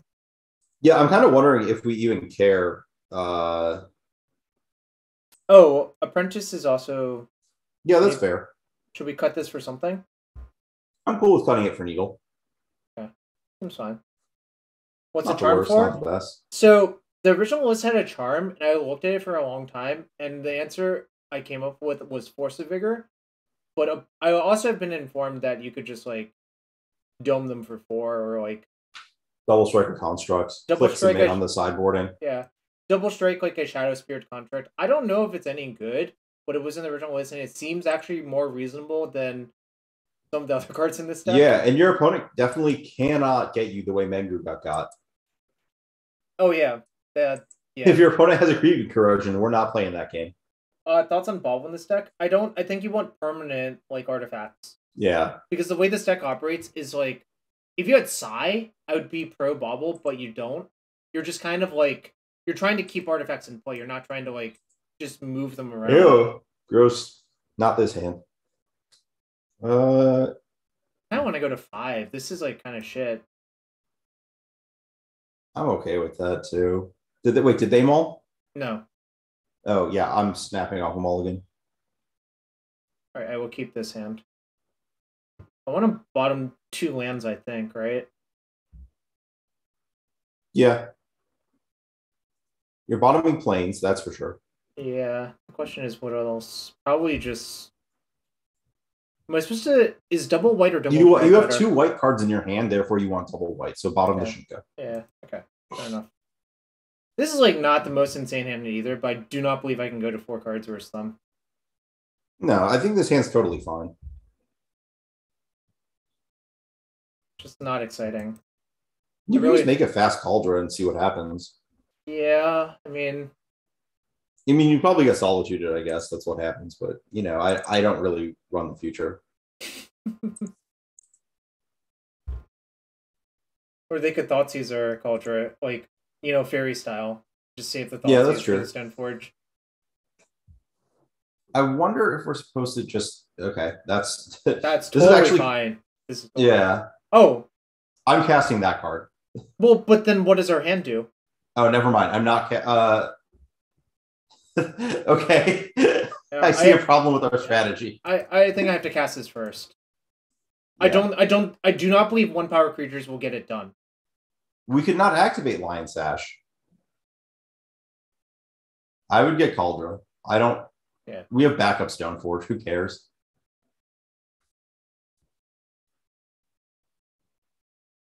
Yeah, if I play Orb first, I basically am saying I can beat my opponent with 2-mana 1/2s, right? I do not. Yeah, I don't like that. No. Ooh, that's spicy. I mean, that's a good sign for us, I think, right? Yeah, I agree.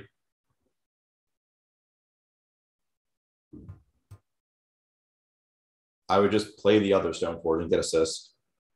Yep.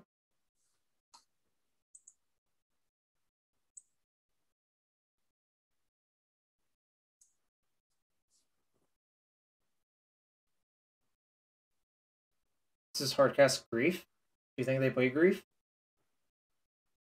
It's not Possibly, even a lock. Like, it's not a lock for them to play Grief, right?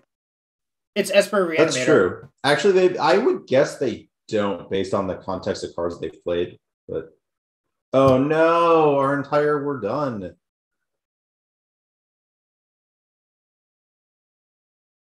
Yeah, I mean, this happens. So, can I ever get enough artifacts into play before I die to this? Probably not. I think so. So what am I discarding? Probably Goblin Engineer, right? It's Kaldra, right? Oh yeah, never mind. Yeah, this kind of sucks. But whatevs. Well, that's one artifact. That's worse than Torpor Orb, correct? Our out is to draw artifact lands and then play Esper Sentinel and Dispatch, right? Yeah, okay. So we have to play a 2. So I think you just play Torpor Orb. Sure. And then you discard Engineer here because it's now Goblin Squire. I mean, now we're probably dead because this is the strategic mismatch you were talking about, obviously, where like... I mean, we have to hope that they miss. That's fine. Like, it is what it is. They don't have a ton of cards, so we do have an out. We did not draw it. I would concede here. You tried. If I play Spike, I can draw Artifact land to still survive next, right? Actually, no. If you play Spike, you can just play the Esper Sentinel and kill their thing. Yeah, okay. Sure.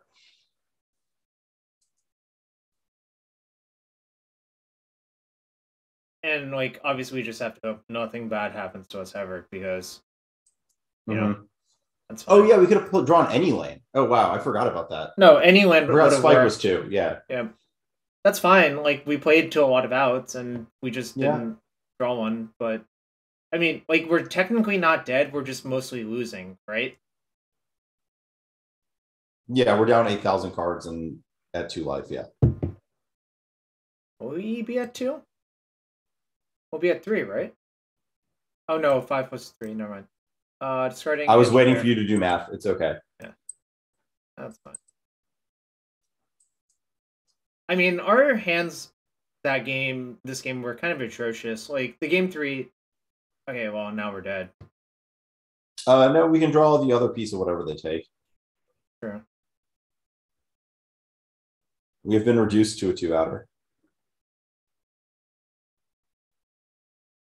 I do not think this matchup is very good, especially if our Soul Guide is not in our fucking main deck. No, not in the slightest. That is a big problem. We need more, like, Lurrus matchups and less, like, nonsense matchups, right? That Lurrus matchup did not seem like the greatest either. I'm not going to lie. I mean, we won, but it was pretty tight. Yeah, okay, then the question is, what are we hoping to be paired against? I don't know. Wait, we don't have a thing? Okay, we're done. Yeah, now I'm outless, right? Yeah, you're legally allowed to concede there. All right. That was not fun. That was literally not fun. We didn't even lose the Stony Silence. It was just them putting Archon into play by turn 4 to say every game. Fiddlesticks, we lost. Good job, Jarvis. You're supposed to say it too. But I am. Oh, Fiddlesticks. Oh, Fiddlesticks is also nice. All right. Well, we're not going to start another match because most of the matches are done. We can continue our ever-going saga of going through all of the tournaments we've ever played. Or I've played. We could do that. Yeah. All right. Where did Bring it up. Where were we at? I'm trying to remember. We had discussed Pittsburgh 2011. So I think it was, and we discussed humans. Did we discuss the cost of winning this GP one? I didn't go to this GP. Okay, well, I actually didn't attend. I attended one tournament between Dark Ascension and Addison Restore. It was a modern GP. So I will tell you what happened at this GP. I played an 8-man before going to the site. Like on MTGO when you could play like standard 8-mans. I played an 8-man, beat Ben Stark in the finals. I'm like, all right, I'm registering this sweet Birthing Pod ramp deck, and then it turns out it was not very good, and that's why I went 3-3. But I had fun playing it. That sounds bad. Yeah, I believe Costa won with White Blue Delver versus Dave Shields playing Blue Black Control. This was the reactive GP to the Spirit stack doing well at the PT, and therefore everyone showed up with Corrosive Gale or Corrupt, whatever it's called. Yeah. The Phyrexian mana to deal damage to flyer spell. And it turns out Costa's deck didn't really care about that. It would only kill Delver of Secrets. Correct. It does not kill Geist of Stain Trap very well. No. Yeah, that was the GP Snoke breakered in while he was in the middle of a team draft because he thought he was getting 9th or something. Which is honestly that's good clean magic. All right. Did you play? Oh yeah, you did play Pro Travis and Restored, and I also did. I had forgotten this round 1 opponent, the literal buy who didn't show up. Yeah, no, we played against the same person in round 1 and 2. This person's name was Ryan Reynolds. That's insane. Yeah, so they were like, I forget what it was, but I think they had like a law exam and they were flying in late and then their flight got delayed. And so they missed the first several rounds of the tournament. Mm-hmm. So I lost round 1 and then got paired against them round 2 after they got paired against Jarvis round 1. This was notably horrible block constructed and horrible draft. Yeah, it was not a fun tournament for anyone. I guess it was fun for Hayne now that Haynes left because Haynes... I love Hayne. I will say I believe his deck was completely unplayable, and it was just like kind of only him who could win with it. No, it was horrendous. I played against someone playing it in the Swiss. I played 3 spells the entire match because the deck was non-functional most of the time. Yeah, but someone. I also believe Hayne 6-0 draft to make top 8. I believe that actually happened. Yeah. I believe draft was bad. I don't want to talk about that format. We can continue on. Anyone who drafted AVR doesn't want to hear about it, and anyone who didn't draft AVR doesn't want to hear about it.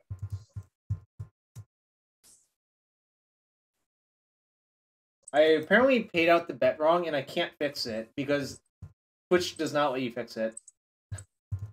Jarvis, you ruined everyone's points. Big scammed. Yeah, I'm a big scammer. You are. My deck was Naya midrange in this tournament. It was really not very good, but that's okay. I liked my deck. I was Boros humans, but there were like a lot of bad Boros decks that were like clean 2-color splits in a format where the only fixing was the Clifftop Retreat, the white-red M10 land. But my deck was just like mono white using Caverns and Clifftop Retreats to splash. I think it was Kessig Malcontents and Lightning Mauler. Lightning Mauler is awesome, by the way. That card is some business. Do you have Zealous? Did you have Zealous conscripts in your deck? I did have conscripts because I one-shotted an opponent from 17 life with it. Their play was, I think their only play was like a Fettergeist, and then they died. Oh, they were playing like they just played a Fettergeist. No one attacked or blocked, and then they took lethal damage. Did your deck also have Slayer Stronghold? It had 1, I think. Okay, yeah, but that card's kind of busted, obviously. Like, it's so much more busted than Amulet, but it's kind of okay, like, just in general. Yes. Yes. Yeah, Kane, that is in fact the card. It does slap, and I did later top 8 a GP with that card, but we'll get to that. Lightning Ball is great. Yeah. All right. I'm sorry, little one. Yo, buddy. All right, GP Atlanta. I don't know if you went to this one. Nope, this is the one that was Majors versus Godennis in the finals. Yeah, and this is also the one that a bunch of the better reanimate players had figured out the way to beat Crocus is just bring in your own or play Not of This World. So basically, this was old legend rule. Yeah, so back then, if your opponent had a Crocus and you just played Crocus of your own, both would get wastelanded. So, and obviously since it's a land drop, there's no like priority or whatever. Yeah. Again, my deck in this tournament was not very good. I will tell you 2 cards, and I will let you guess what I lost to. I had Fauna Shaman and Loyal Retainers in my deck. Oh, this was that stupid deck. You probably just lost to opponents with good cards. I don't think so, but I definitely did lose to Elves, because that matchup is like quite bad unless you Turbo Elish Norn them. This was the tournament where I was adamantly sure that Belcher punted the entire event. There was a Belcher player in top 8 who drew twice into top 8, I believe they were in a position to lose both of those matches and still top 8. And by drawing, they assured themselves like 5th place and therefore like on the draw every match of the top 8. Whereas if they just like played their matches for seed, they should have just been on the play and crushed. Sure. But this is like deep tournament grinder lore. Sure. So yeah, that's fine. The only thing I remember that's notable from this tournament was Game 2 versus Corey McDuffie, rest in peace. I hardcast Iona, and he was playing Sneak and Joe, and I named Blue because that Blue solved their like bounce balls or whatever on like turn 5 off a caverned. Mm-hmm. I had knighted up a Gaia's Cradle, and I caverned naming whatever creature type Iona is. Angel. Okay, sure. And he just like looked at my board and he's like, "All right, I'm dead." And you know, that's great. Yeah, my deck was bad. I lost a lot to Ochoa was playing Reanimator and I lost in 3 games, even though I had like a shit ton of grave rotate. Because it turns out he had the Not of This World tech, and he Not of This World did a Caracas activation, and I basically lost on the spot. Yep. So what is the next event? Grand Prix Columbus 2012 Modern. Okay, so I also remember this one because I played it after I'd won a Modern PTQ with also an unplayable deck. And I know you remember this deck. My deck had Steam Vents, Urza's Tower, Through the Breach, Thirst for Knowledge. Yeah, the deck was really bad. Is it Tron? I believe Brian DeMars finished in 9th place with the deck that I played, which was like Bant mid-range. Unfortunately, I got paired against Tron twice in my first 3 rounds and did not proceed through the event. I think I actually lost to allies. Like my opponent just had all the allies and Bloodbraid Elf. It was the Bloodbraid Elf deck. Yeah. Was it this guy? Let me look. Well, I can also look real quick. Oh, that's faster, yeah. Yes, it's the same person. Oh my god! He beat us back to back. Oh no! How many allies guys can there be? There's only one, and he got us both. That's so insane! I did not realize that happened. How many allies? I did not either. Yeah, like literally, how many people do you think are playing allies in a modern GP? It has to be under like 3. Yeah, he just farmed us both. You know, good beats. How did he finish? I never remember looking. I just knew I got defeated. He did not make day 2. Oh no, that's so sad. I was really hoping. I believe both of us probably made day 2. Me? Yeah. I went 1-3 and dropped. Oh, I finished. Let's see, +2, 10-5. Yeah, I finished 10-5. My deck wasn't very good though. So. No. Oh, actually, wait. Oh no, that's RTR limited. My bad. Let's scroll back up. This is GP. Is it Columbus? Yeah. Yeah, I lost to KYT on Tron and then another player on Tron. It was done by round 7. Sure. All right. M13 limited. I don't remember anything. This was okay. So this was the GP in Boston that I was too busy moving to Boston to attend. Fair. I don't think my seal deck was very good. I think what I remember was my seal deck was like an aggro draft deck, so I just lost to people who had better late games. Like this is the GP where DeMars beat Bobby Victory in the finals. Notably, I believe this was Bobby Victory's first sanctioned match event. This GP definitely wasn't in Boston. It was definitely in Worcester. Oh, really? Okay. Yeah, I know this. Yeah.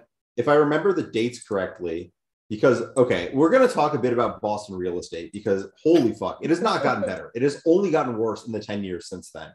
But in addition to basically being one of the like most overexpensive fucking cities now to live in, even though like Boston is great, living in Boston is horrendous. Like the situation involving living in Boston is because it's a college town, you cannot sign a lease that doesn't start in September and end on August 31st. So first of all, let's just discuss the fact that there is literally an overnight where every lease in the city has ended. Unless you have re-signed. Every single lease in the city has ended. Okay. Problem 1. Problem 2, at least when I was there, every single like company that owned a rentable building owned like 5 buildings because it was some dude's grandparents that bought them in like 1905, and it's just like some dude whose entire life is like managing buildings and not actually knowing like the actual living legal codes for Boston. It's a shit show. It's all these like 200-year-old houses that don't have like proper insulation that you can live in. Let's see what else. Sounds horrible. There's the very classic activity. So the two classic Boston moving activities are something called Alston Christmas, which is where all the college kids have to leave on the 31st and have like nowhere to put their stuff. So they just like dump all of their items onto the streets, and you can just like pick up furniture and whatever you want from the entire city of Boston of college kids. Wow, it sounds truly awful. The other thing is there's a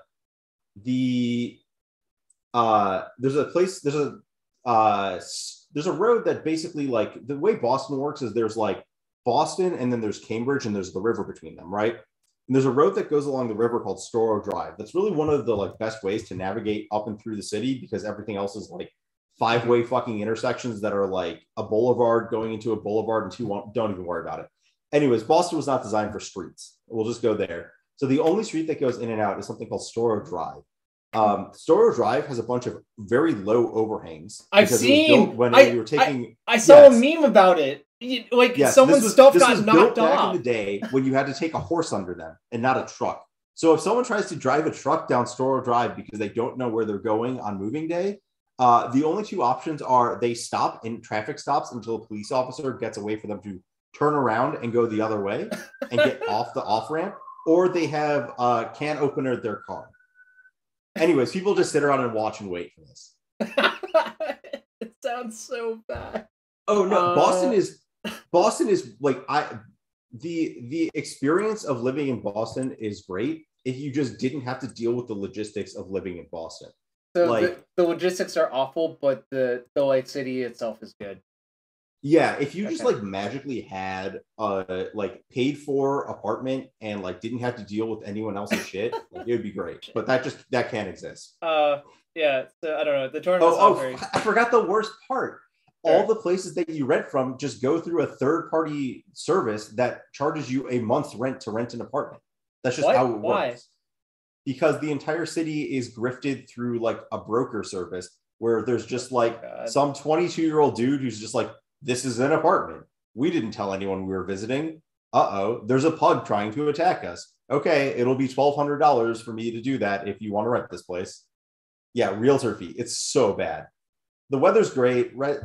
Fenway's great. It's just, yeah. Yep. Yeah, the tournament's not that exciting. I do remember I played a Legacy like TCG player event when they had those, and I lost round one to Todd Anderson, who basically, he called a judge and she's like, what's the text on Script Ranger? Mine's Russian foil and also in my library. And I had 2 phantasmal images copying Knight of the Reliquary, so it was 100% dead. Gotcha. And I shout out to Boston Slumlords. Yeah. I won 7 matches in a row to make top 4, whereas I think like Todd lost a win. I just farmed like 6 like combo decks or whatever with my Rub Delver deck. This next event's a good one. Good for you. Like, mediocre for me. I don't know why I didn't play the last round. I kind of was just off it, I think. Played. This was Pro Tour on a random weirdo pier. It was basically like in a shipping warehouse. It was Pro Tour shipping warehouse, Seattle. Yep, I remember. Someone tried to get us with the Mind Goblin, but I kind of just like... I mostly just appreciate that their name is Boseiju69. Yeah, it might be someone we know. I don't know. Maybe it's not. I hope it is. I kind of just hope it's Niraj. And wow, they actually created this account 5 hours ago. They probably made it for this purpose and have been waiting. Wow, that's the short con, not the long con. The short con. All right. Oh yeah, the cannolis from Boston. Oh man. See, this is what tricks you to moving back there. This is the trick. Definitely is. All right, GP Philly 2012. I remember there was like a hurricane or storm or something in this one. Oh yeah, this was it was RTR Limited. This was the one where there was the hurricane where if you were still in the city for more than 45 minutes after the end of the last round, you were stuck there for like 4 days. Yeah. Because the city just got like rained in or some shit. I know that we left, and about 15 minutes after we drove out of the city, they closed the bridges. It was really close. I actually think that if my draft deck was not as ridiculous as it was, we might have been stuck there. This was the second draft. I was drafting for like random, like low tier prizes, and I drafted 8 ethereal armors. Oh, yeah, I remember this story now. Yep. Yeah, I turned 3 someone unlimited. That's outrageous. Turn 1 Dryad Militant, turn 2 Armor, turn 3 Armor, and the game ended. They had played Azorius, Guildgate, and Mountain. That was it. Yeah, normally this format was slower, but not against 8 ethereal armors. All right, GPMD. I could have had 10, Jarvis. Oh, this is the one neither of us did well, and then you stormed me in the side event on Sunday. Do you remember that? Yes, I do recall that. I believe I like prize split with Chris Anderson, and we ended up in a spot where I owed him 3 packs, and my options were either open a box and hand him 3 packs, or he would accept my like 3 packs I got from dropping from day 2 of the GP for like the second draft, but only if we Iron Man battled for the cards. And I ended up with he spent the last turn of the Iron Man. It was only 1 pack. The last turn of the Iron Man was him trying to figure out how to tear up the Deathrite Shaman in his hand, and I still have a stamped Deathrite Shaman because he couldn't figure out how to do it. All right. We don't have enough time to discuss GPAC, but we'll discuss it after this round and maybe another tournament, and then probably call it. Yeah.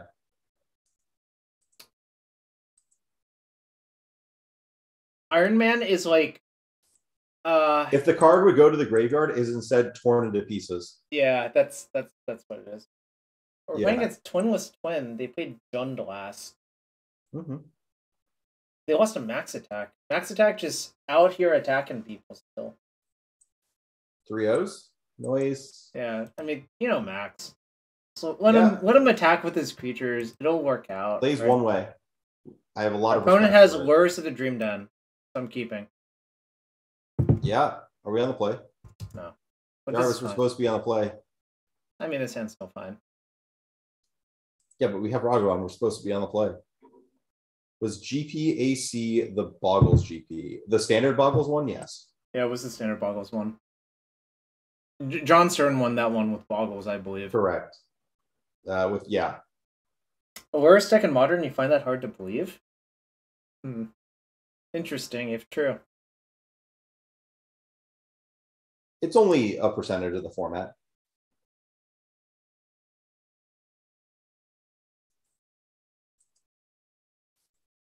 So, do you want to portable hold this or deploy a Ragavan? They played a basic Mountain? Yeah, I feel like it's Boros Prowess or some nonsense like that.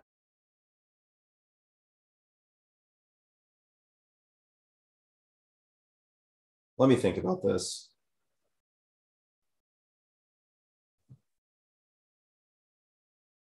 I guess, what are you feeling here? I'm feeling like we should kill it. I think so too. I think that their card selection is going to matter more. That's also a reason to kill it, yeah. Whereas if you just play a Ragavan and gets killed, they're like upper surveil, they're up like tempo, it kind of just... Yeah, they might just make it a 3 in battle. Okay, so it is Jund Saga. Yeah, also, the fact that they could be Jund Saga and we don't just want to like lose our entire life to this Renin 6. That's not a Renin 6. Okay. Hold up. What are we doing here? We're playing that, right? Yeah, I think I should just Stoneforge for Nettlecyst, right? Oh, and just eventually cast it? Yeah. I mean, what do you want to do? Play Barbed Spike? That doesn't seem very good. I kind of want to do that. It's a lot of artifacts for our Saga. Actually, that's true. Alright, fine. I'm down for a Barbed Spike. So many artifacts, Jarvis. Yeah, it's 2.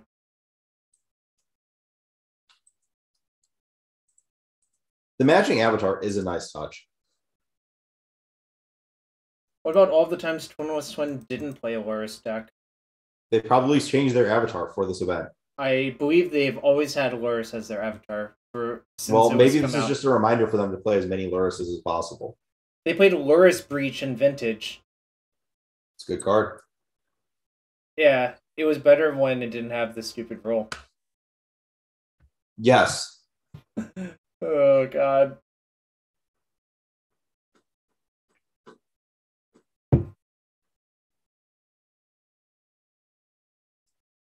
Is that a 1/2 Goyf I see?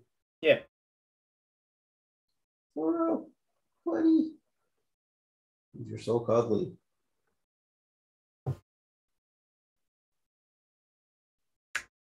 Oh, sorry. You want tummy rubs? Okay.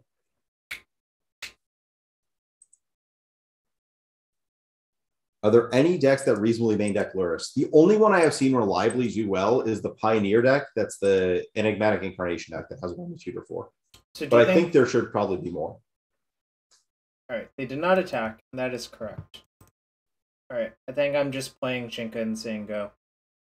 I guess I could play Arid Mesa. It's kind of the same, but Shink is better. Yeah.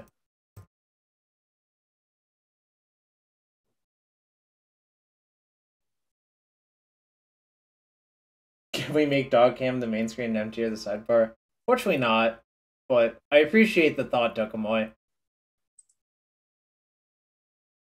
Dog! I provide good dog content when the dogs show up, which is really when I show up. It used to be less frequent. Zam is not very camera friendly. But some G asks, any chance of revisiting the Rakdos Asmo Vamp deck? Maybe. I think the metagame needs to be a little more scattered for that. I think the Rise of Grixis was relatively problematic for that deck. Makes sense.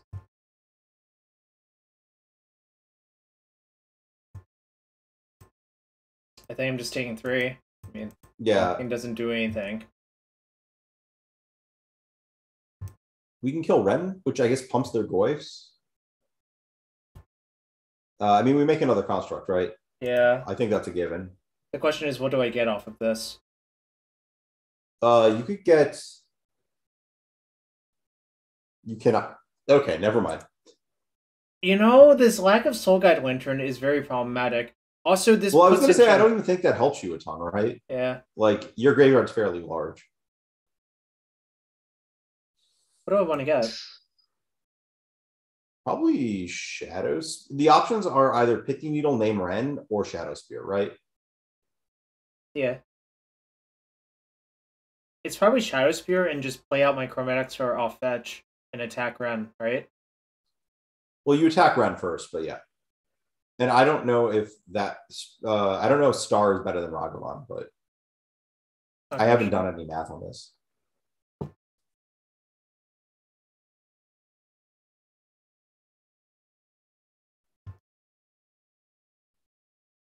These are going to be beefy Tarmogoyfs. I wonder if we're just supposed to play the bridge, right? Like, it's the same amount of artifacts added, and it's just like a mana next turn instead of a Chromatic Star whenever. Yeah, you're right. Okay, you're definitely right. If they kill this, we might be in trouble, but we can equip and, like, counterattack. Yeah, that's why it has to be Shadow Spear, because if they kill your construct and then battle, you just battle them back with a giant lifelinker. Are those 5/6s? Yeah, so that means if they have a removal, if I block and they have a removal spell, it ends up poorly, so I'm not supposed to block. Agree.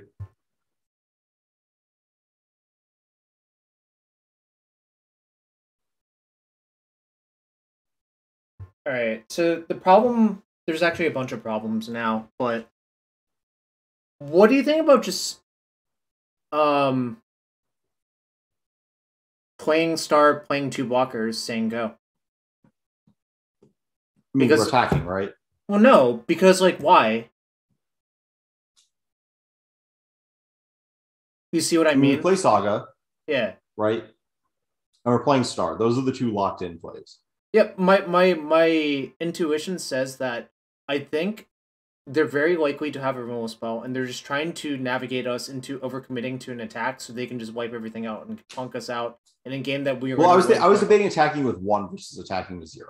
But I think that's not great versus K-Command especially. But I guess K-Command... That's true. Yeah, I mean, yeah, we could take the defensive stance and wait around. I think it just ends up so much better for us because we have another Saga, right? Like... Yeah. And yeah, I'm just going full shields up. I think I'm going to just search for Portable Hole, personally. Yep, I agree.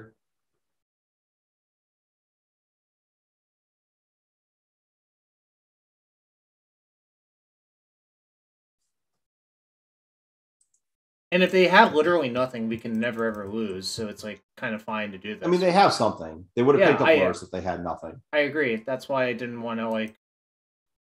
Oh, is it trophy? Might be trophy. Love to see it. I mean, I don't really love to see it, but it looks like trophy. All right, yeah. So we would have gotten obliterated. These are 7/8. Holy shit. That's large. I was afraid it was Unholy Heat, but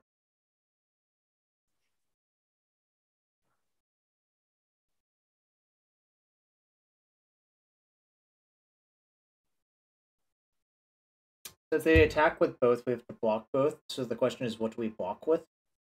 I think. Yeah.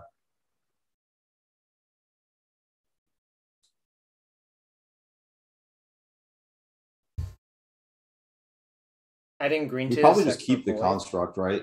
Yeah, I think so. I think that's actually safer. Okay, I guess we have no options anymore. That's fine.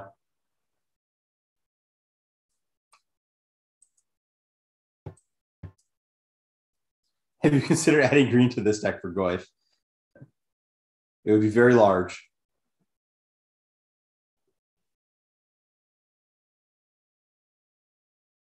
Our opponents keep doing this. It's because their deck's not very efficient, I think, is the problem. And their decks are, right? No, casting our Oswalds, I mean. Oh. Yeah, I mean, whatever. It is what it is. Oh, they didn't even bother. That's a problem, Jarvis. Yeah, they drew too many Tarmogoyfs. It's a problem. Our deck is very bad versus Tarmogoyf, I feel like. I would concede. That's fine. Let's see. If I 5. No, you're taking 8,000. Yeah. Dude, I feel like this is a fine matchup, but it wasn't fine that game. Maybe it's not a fine matchup. It was fine, except for the part where we lost. Maybe these matchups just kind of suck, actually. I think they might be a little problematic. I don't know how problematic, though. All right. I want to cut Pithing Needle. Even if it names Ren or their Saga? I guess. I just want to talk through, like, you clearly want all your dispatches, and you clearly want Soul Guide Lantern, right? Yeah. Okay. We probably cut Kaldra. Yeah. We can cut. Yeah, screw that card. Spellskite's Garbo.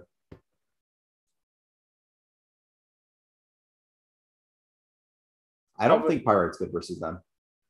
But it kills Loris is the only counter argument. No, yeah, that's kind of true.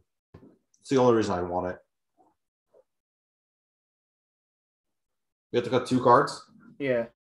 Cut Batterskull. Okay. Garbage. Yeah, just Stoneforge for this. Yeah. Probably cut or Shadow.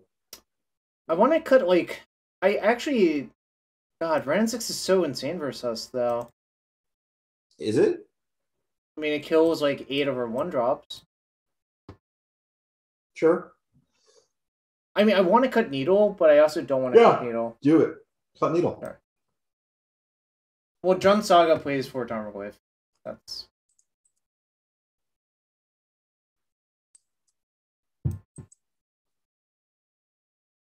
Zoro, doggo. Being a cutie. Dog's always cute. He tries. He really does ham it up real good to be a cute doggy. Does he ham it up, or is he just? No, he hams it up. Okay. He knows. All right. Well, I'm keeping.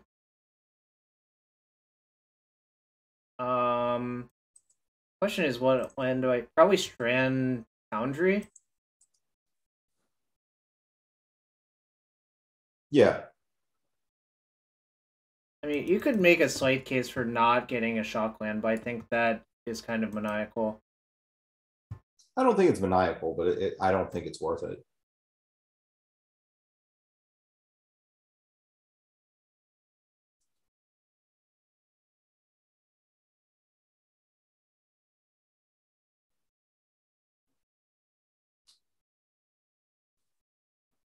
Do I trade? Immediately. And then what am I doing the next turn? What do you mean? I guess it depends on you have 2 Ragavans. Like, what is there? Well, the reason I'm asking about the second one is I kind of think playing it into a Ren 6 might be disastrous. Oh, yeah. No, I know. Like, that's, I'm not playing it this turn. I was trying to figure out why you were asking about trading. Yeah, you just play a fiddle and I'm just gonna get planes this time. Yep. And hope we just draw an untapped land. And then you can turn Barbspike. Do you turn Barbspike into Brea's Apprentice, or do you turn the Thopter into a 1? Probably Barbspike into Brea's Apprentice. Probably, but we'll see if it lives. Yeah, buddy. Big stretching. Interesting. Yeah, we have a second copy. Also, if we draw a land, we can dash and play our Fiddlebender, and it's like pretty good. Yeah. I might. Yeah, I would just run it back. Yeah. I was debating dashing because then we could store the treasure to cast Crucible and make mana. Yeah, I thought about that too, but we'll get there eventually. I'm not in a rush. Okay, this time is a closer question, right? I would just trade. I don't care. Yeah. This card is not going to be winning us the game from the spot. We have like utility in hand to get anywhere. Yep.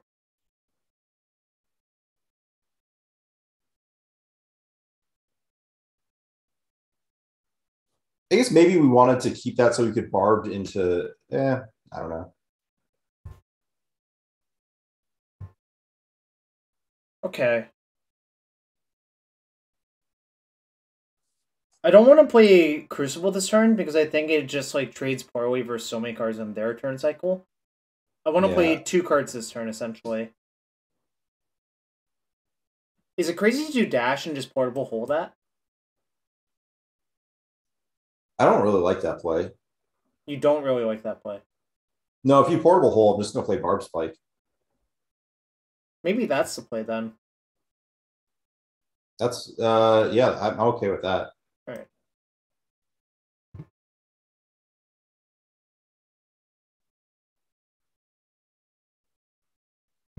Yeah.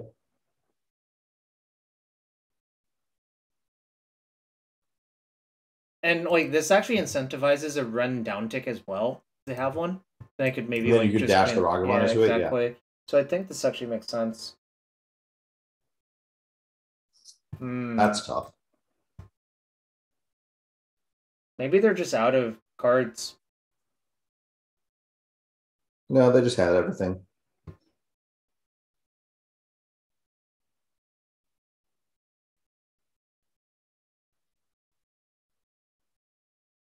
We should draw an Urza Saga.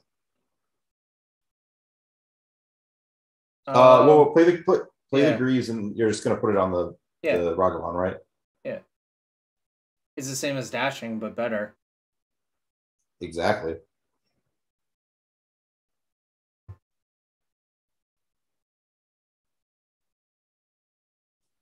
Unfortunately, this is still going to be a problem, but it's probably we get to trade the Ragavan for a construct token, which seems pretty good. Mm-hmm.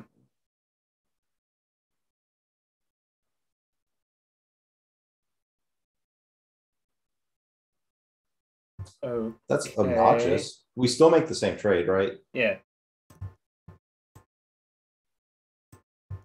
And then we just have to draw some gas off the top. Yeah. Maybe this spot was maybe we played too hard into their Lurrus by trading out the second time. I don't know. Yeah, I mean, maybe we did. Maybe that was the issue, is that we played into their Lurrus by blocking the second time. Even then, I don't know. You play into their Lurrus by giving them a mana too. It's all kind of dicey.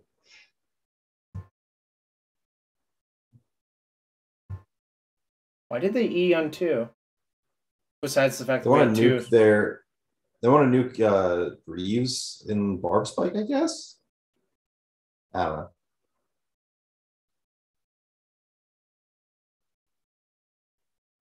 So they're putting Loris into hand, right? Probably. And then, like, it's kind of disastrous because they have so much stuff, and we don't really have anything. That's a problem, yeah. I think we're not in horrible shape if we draw Urza Saga. Well, pick up Gigantha, slightly worse. I have one fetchable planes left, but I guess I might as well fetch it out. Although there's, like, sort of a debate if I'm supposed to just play the Foundry tapped, actually, right? Hmm? Should I just play the Foundry tapped? Which, oh, from hand? Yeah. Are you out of fetchables? There's one fetchable left. It's probably better to play the card from graveyard, right? I guess. Yeah, but the 2-drops on board aren't even that impactful. I was thinking they maybe should have just sandbagged it, Cinderin. That was my, like, actual thought process.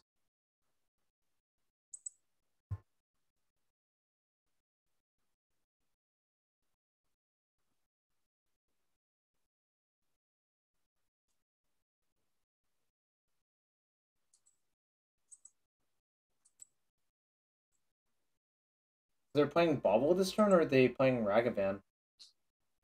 Probably a threat. This seems really bad. Yeah. I don't think this deck is good versus these types of decks after having played the matchup twice. Yeah, I kind of agree. It's small N, obviously, but it feels like this is just going to happen every time, right? It's going to happen a lot of the time. You're trying to play mid-range against Lurrus without Lurrus. It's tough. Maybe if we don't trade off, what happens? We get to turn Barb Spike into Nettlecyst, and then they just EE us for 3 or something, or 2? Yeah. It's I don't even like that. Bad. Pretty bad all around, yeah. Okay, that's a shot. We get to play Gigantha and dispatch their Lurrus, right? Yeah. Oh, no, they have 2 up. Hold up. No, we're good. Okay, I just wanted to double check our artifact counts. I mean, there are 2 2-drop artifacts, but there are 3 after that. Yeah, I just wanted to make sure. Yeah. Portable Hole was being hidden slightly by existing. What is this deck good against? I don't know. I literally have no idea. I mean, I guess it was fine versus our first opponent, but that's like... Actually, was it even fine versus our first opponent? It had problems with the Emery engine. Yeah, I'm not sure. We're not in a very good spot, too, because we're also down 2 life to this Pyrite, by the way. I'm aware.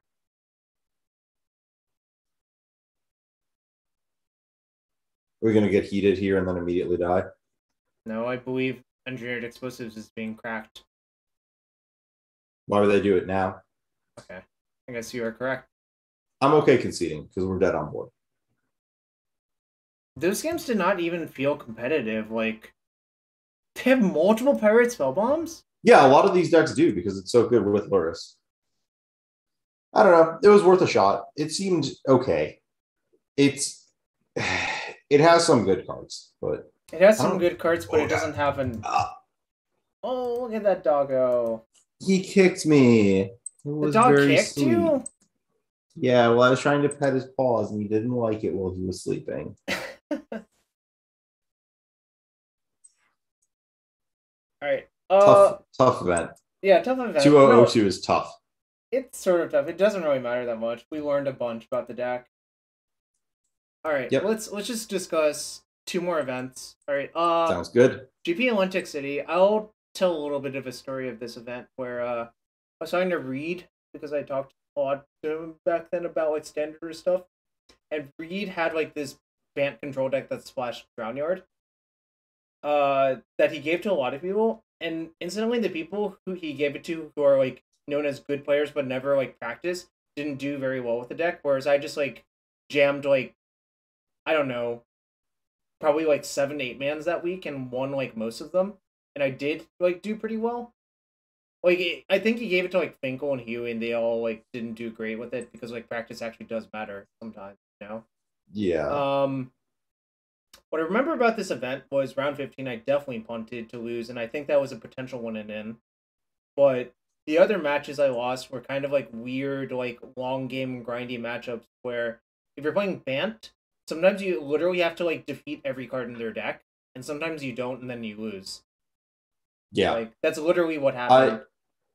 My memory of this event was that the format had been slowly spiraling out of control into like big deck battles because of the combo of Restoration Angel and Thragtusk making it impossible to like end games, which is where this like Bant deck with Nephalia Drownyard came from. Was that like I think it went from like people were reanimating Craterhoof Behemoth, but then like there were games where that wasn't even enough. So they moved on to other stuff. And I think the other options were like Kessig Wolfrun in like 4-color decks. That it was. I played mono red. The deck was great. I also won 14, or I was on the play. Well, how many Swiss rounds were there? 15? There were 16 Swiss rounds. 16. Okay. And I lost in the semis. So that was 16 rounds with 2 buys. So yeah, I think I was on the play 12 of my 14 rounds, which probably helps with me thinking it was great. The rounds that I was on the draw, I lost one of them. And then the other one, my opponent mulliganed to 4 and played Rakdos Guildgate on turn 1, so I won. They just like won the die roll and then promptly mulled to 4 and then died. Mono Red was actually really good. And yeah, that was one of my favorite decks I've ever played in an event. Fireheart Wolf plus Lightning Mauler plus Hellrider. And the one last story I will tell from this event was my deck had 61 cards in it because I couldn't figure out what I wanted to cut until like halfway through the event. I figured out the correct card to cut. So don't do that at home. You probably should just figure it out before the tournament. The answer was I have one less. The answer was Elixir of Immortality, actually. Oh well, the 61st card helped you not deck in multiple ways. That I had Jace Memory Adept as my 61st card. That card just mills your opponent out. You don't really need the Elixir. But go ahead. My sideboard had 1 Frostburn Weird and 2 Volcanic Strength, which is enchanted creature gets +2/+2 in Mountain Walk. Because I just ran out of cards I wanted to put in my sideboard. I top 4'd this GP. I won a game by putting Volcanic Strength on Frostburn Weird in the mirror. And I think the only reason I had 2 Volcanic Strengths was I had 1, and then I realized I had a foil Korean one somewhere in the box of the cards I brought, and I wanted to put that in my deck. All right. Yeah, it was great. This deck was a delight, in case you weren't oh, God. Convinced. I want to skip all of these Gate Crash limited events because that format sucked. There was the tournament that I 10-0'd the Swiss of and then like 1-5 the draft. That format was not great. Was it Pittsburgh? Yeah. Yeah. I mean, the format was horrendously bad because what actually happened in Gate Crash Limited was attacking was so much better than not attacking, which meant all of the incentives were exactly in one place. Well, the actual problem is what happened was it was a guild set. It was basically it had a similar issue to Guilds of Ravnica, where 3 of the 5 guilds were massively better than the others, right? There was Boros and Orzhov were busted. Dimir was unplayable. Simic was only good if it was open, and Gruul was decent. But the problem was the format had so much more pressure on it, so you couldn't even like backdoor into you could backdoor into a good Golgari deck in GRN. You could not do that in this format. It was just bad. I, in fact, did backdoor into a good GR or Golgari deck. Both draft pods had that PT because no one wanted to draft Golgari.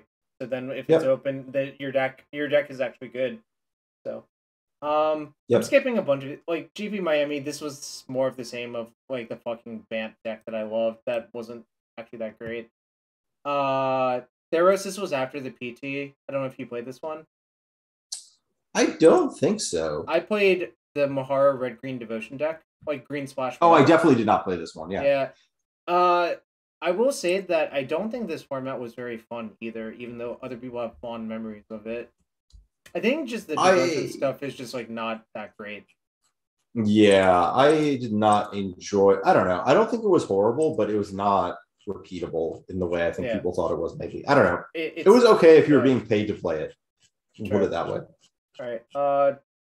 This GP I remember very well because True Name just came out, and I just wrote like 5 pages on how I thought True Name was the most broken card, and then I went 2-3 with a bunch of True Names in my deck.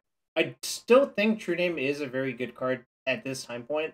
Not so much in modern like Legacy anymore because Power Creep has like massively passed that card by.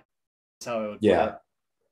I believe so. This was right after I won Legacy Champs with Death and Taxes and realized the deck could never beat True Name, but that was the tournament that True Name had released like 13 hours before. Yeah. And only 2 of your opponents had True Names in their deck, right? Exactly. And only one of them put GTA on a True Name or something like that. Yeah. But I played Storm at this GP. I believe I got knocked out of day 2 by Tess instead. Like I just lost the mirror because they had Orange Chant. It was terrible. And I remember this GP being like mildly a fiasco for me to get to somehow. I don't really remember. It was not that big a deal. True Name won this GP. Yeah, in the hands of Redacted.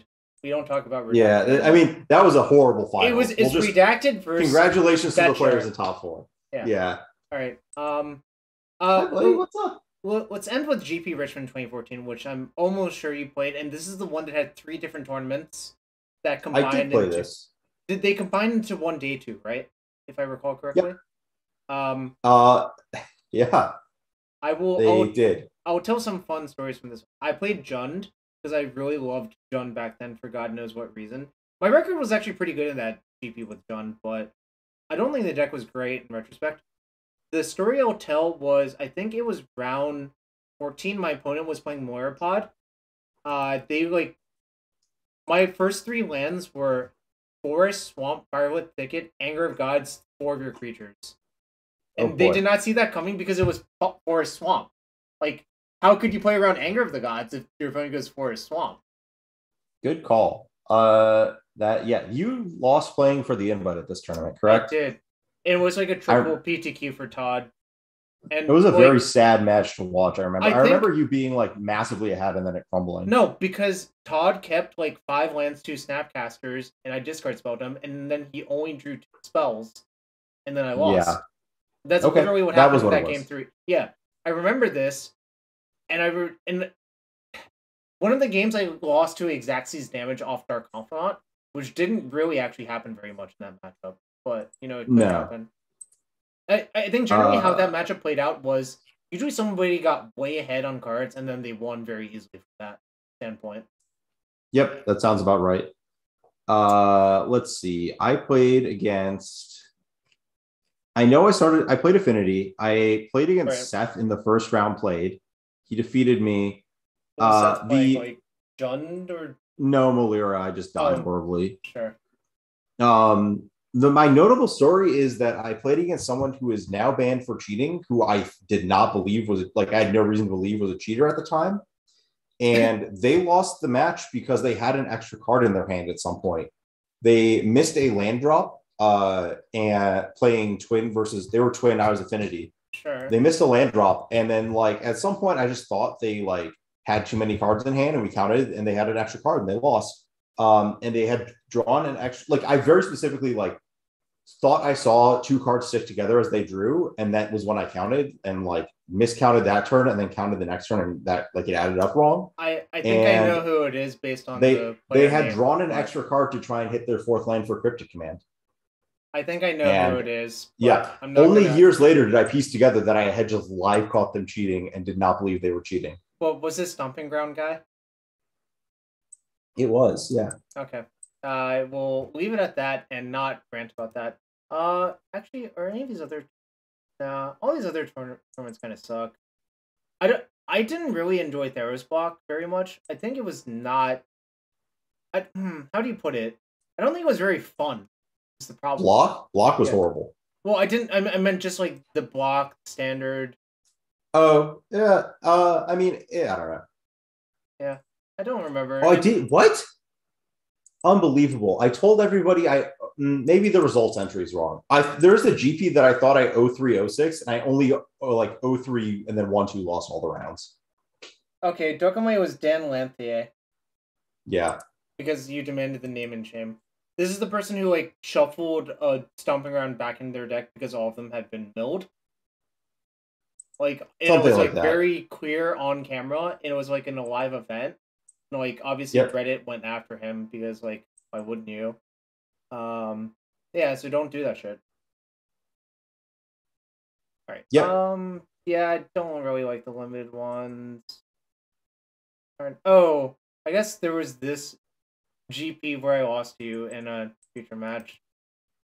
Oh yeah, my deck was really good, and your deck was better.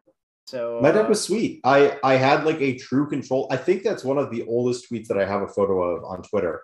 But it was a true control deck that I believe most of my games I either played a 5/5 flying and killed my opponent, or I copied my like 10/10 that tapped all my opponent's tournaments and like just attacked them for 20 in one shot. And I think I did that to you, and then you lost. It was great. Yeah, I comboed other people out with Eidolon Blossoms and Floodtide Serpent, if you remember that card. That was the one that like you have to bounce an enchantment to attack. Yeah, but it turns out when you have Eidolon Blossoms, that's not a drawback. What is the favorite Jarvis match of 2014? Oh, okay. We'll scroll up to that, GV. Yeah, let's finish on that and then go on. Yeah. Okay, it's okay. Well, actually, I'll tell one story about GP Orlando, which is on the way to the airport. I accidentally I was half asleep. I actually did crash like my car slightly, but it was still drivable. So I just parked it in the airport parking lot and came back and fixed it when I got home. What the heck, Jarvis? But, that's what I didn't do. I was kind of on life tilt or whatever. I should have just gotten like a Lyft or an Uber to like the airport instead of driving half. That's not great. Yeah, that was really bad. That was really poor judgment. But fortunately, I didn't die, and I only was out like whatever $500. All right. Jeez. I will tell buddy. Okay, this GP. I decided from the week before the Legacy GP is what Shop is talking about. Did I play this one? I don't think I did. You played Blue Red Delver. Oh yes, this one, the million-person GP. Yeah, but I determined after watching all of the matches from SCG Open the weekend before that Jeskai Stoneblade with Dig Through Time was horrendously broken, and I think I actually was correct for once.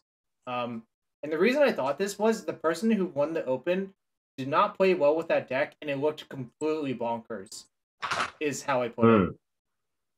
Because it turns out the lineup of Batterskull, of Stoneforge just around Days, and like Batterskull versus the Blue or Delver decks was actually an extremely good matchup for Jeskai Blade, in my experience. And literally all the matches I played exactly like that, including versus Jerry. Jerry actually bluff attacked a Swift Spear into my Batterskull.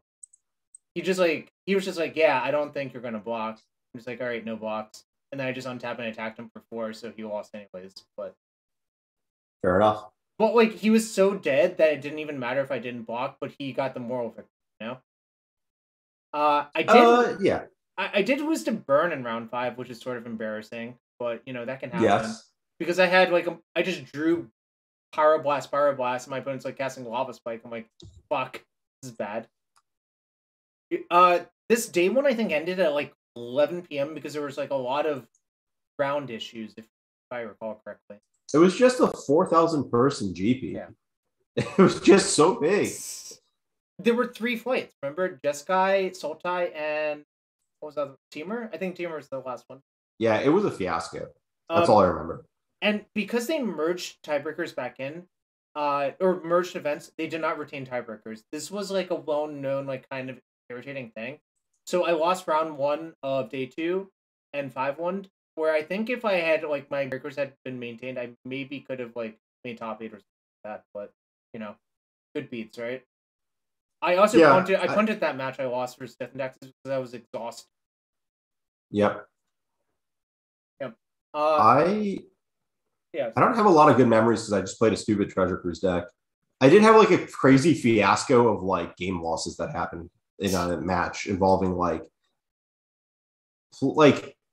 basically the judge like ruled one way when like I accidentally drew an extra card because of like they just didn't ask me if a card had touched my hand, and I tried to explain something to them and they're like, oh, they demonstrated that it didn't, and they just didn't ask me if it did.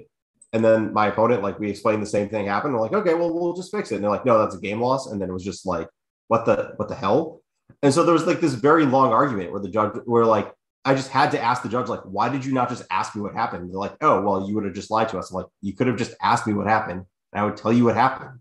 Is it like your assumption the players are just going to like cheat if given the opportunity every single, like, what are you, like, why are you asking questions if you just assume everyone's going to lie the entire, like, it was a fiasco. Yeah. So, I actually know the story that Andrew wants me to tell because literally the opponent's name is Andrew, aka Shop Up Top, which is, I believe, in game 2. I have Jace ticking up, and I just ult to turn early, and he just returns a land with Clarion Ranger and prevents dying to Jason kills. Where I could have just like Jarvis, why'd you do that? It's so easy to avoid that. I could have just like brainstormed forever and probably just killed all of his shit and won. And I think game 3 I just like Containment Priested his natural order because Priest had just come out. That card was really good for Self. Yes. Round 15, I had seen from earlier scouting that my opponent was Dredge, and I'm playing Stoneblade. So you know what? I remember this. The only thing that matters in that matchup is casting Stoneforge for Batterskull and putting it in and out of play to kill all of their bridges and gain a fuck ton of life. Literally, that's the only thing that happens. I easily 2-0 this opponent, and they're clearly kind of sad. I think they're like muttering under their breath in French about like stupid American or lucky American. I'm like, and then I kind of just want to ask them if they think it's lucky that I knew to mulligan to Stoneforge Mystic. 1 second. Let me look this up. I want to see if this is the person that like a week later, in the last round of the GP, I defeated by going. I played Sidisi, the Sultai 4-drop into Jeskai Charm, put their creature on top after they missed a bunch of land. It was in round 15 of the GP, of the Limday GP in Ottawa, right? Yeah, they were not very happy about that. They just like had a very normal like 2-color splash a color deck and just got like mana screwed twice. And my deck actually had all 5 trios of like card pairings. It was something else. This must have been. Wait, okay. When was that? When was that? That was actually Jarvis. Jarvis. That's their last. It was the same opponent. Yeah, it was. It was, but it gets better. They don't have a single tournament after that on Goldfish. It's just done. They lost to us and they were done. Yeah, they were like, yeah, I'm off it, and then they're just like done. Love it. They did beat you in the Legacy GP though with Dredge. Yes. They probably like Cabal Therapied you like 9,000 times and made like 12 zombies, and then you're like, I'm out. Something like I mean, I died. Yeah, I was Blue Red Delver. I lost the game. Yeah, we literally ended that person's career. We literally Wait, hold up. I'm pretty sure this is a Benjamin Pierre. All right. Anyways. Okay. Cool. You know who's playing Modern? Or holy shit, Space is not playing Modern. Guess what he's playing? Yeah, I was gonna say kick it over to them. Yeah, but they're playing Legacy Elves. Cool deck. Stick around for the raid. Space is a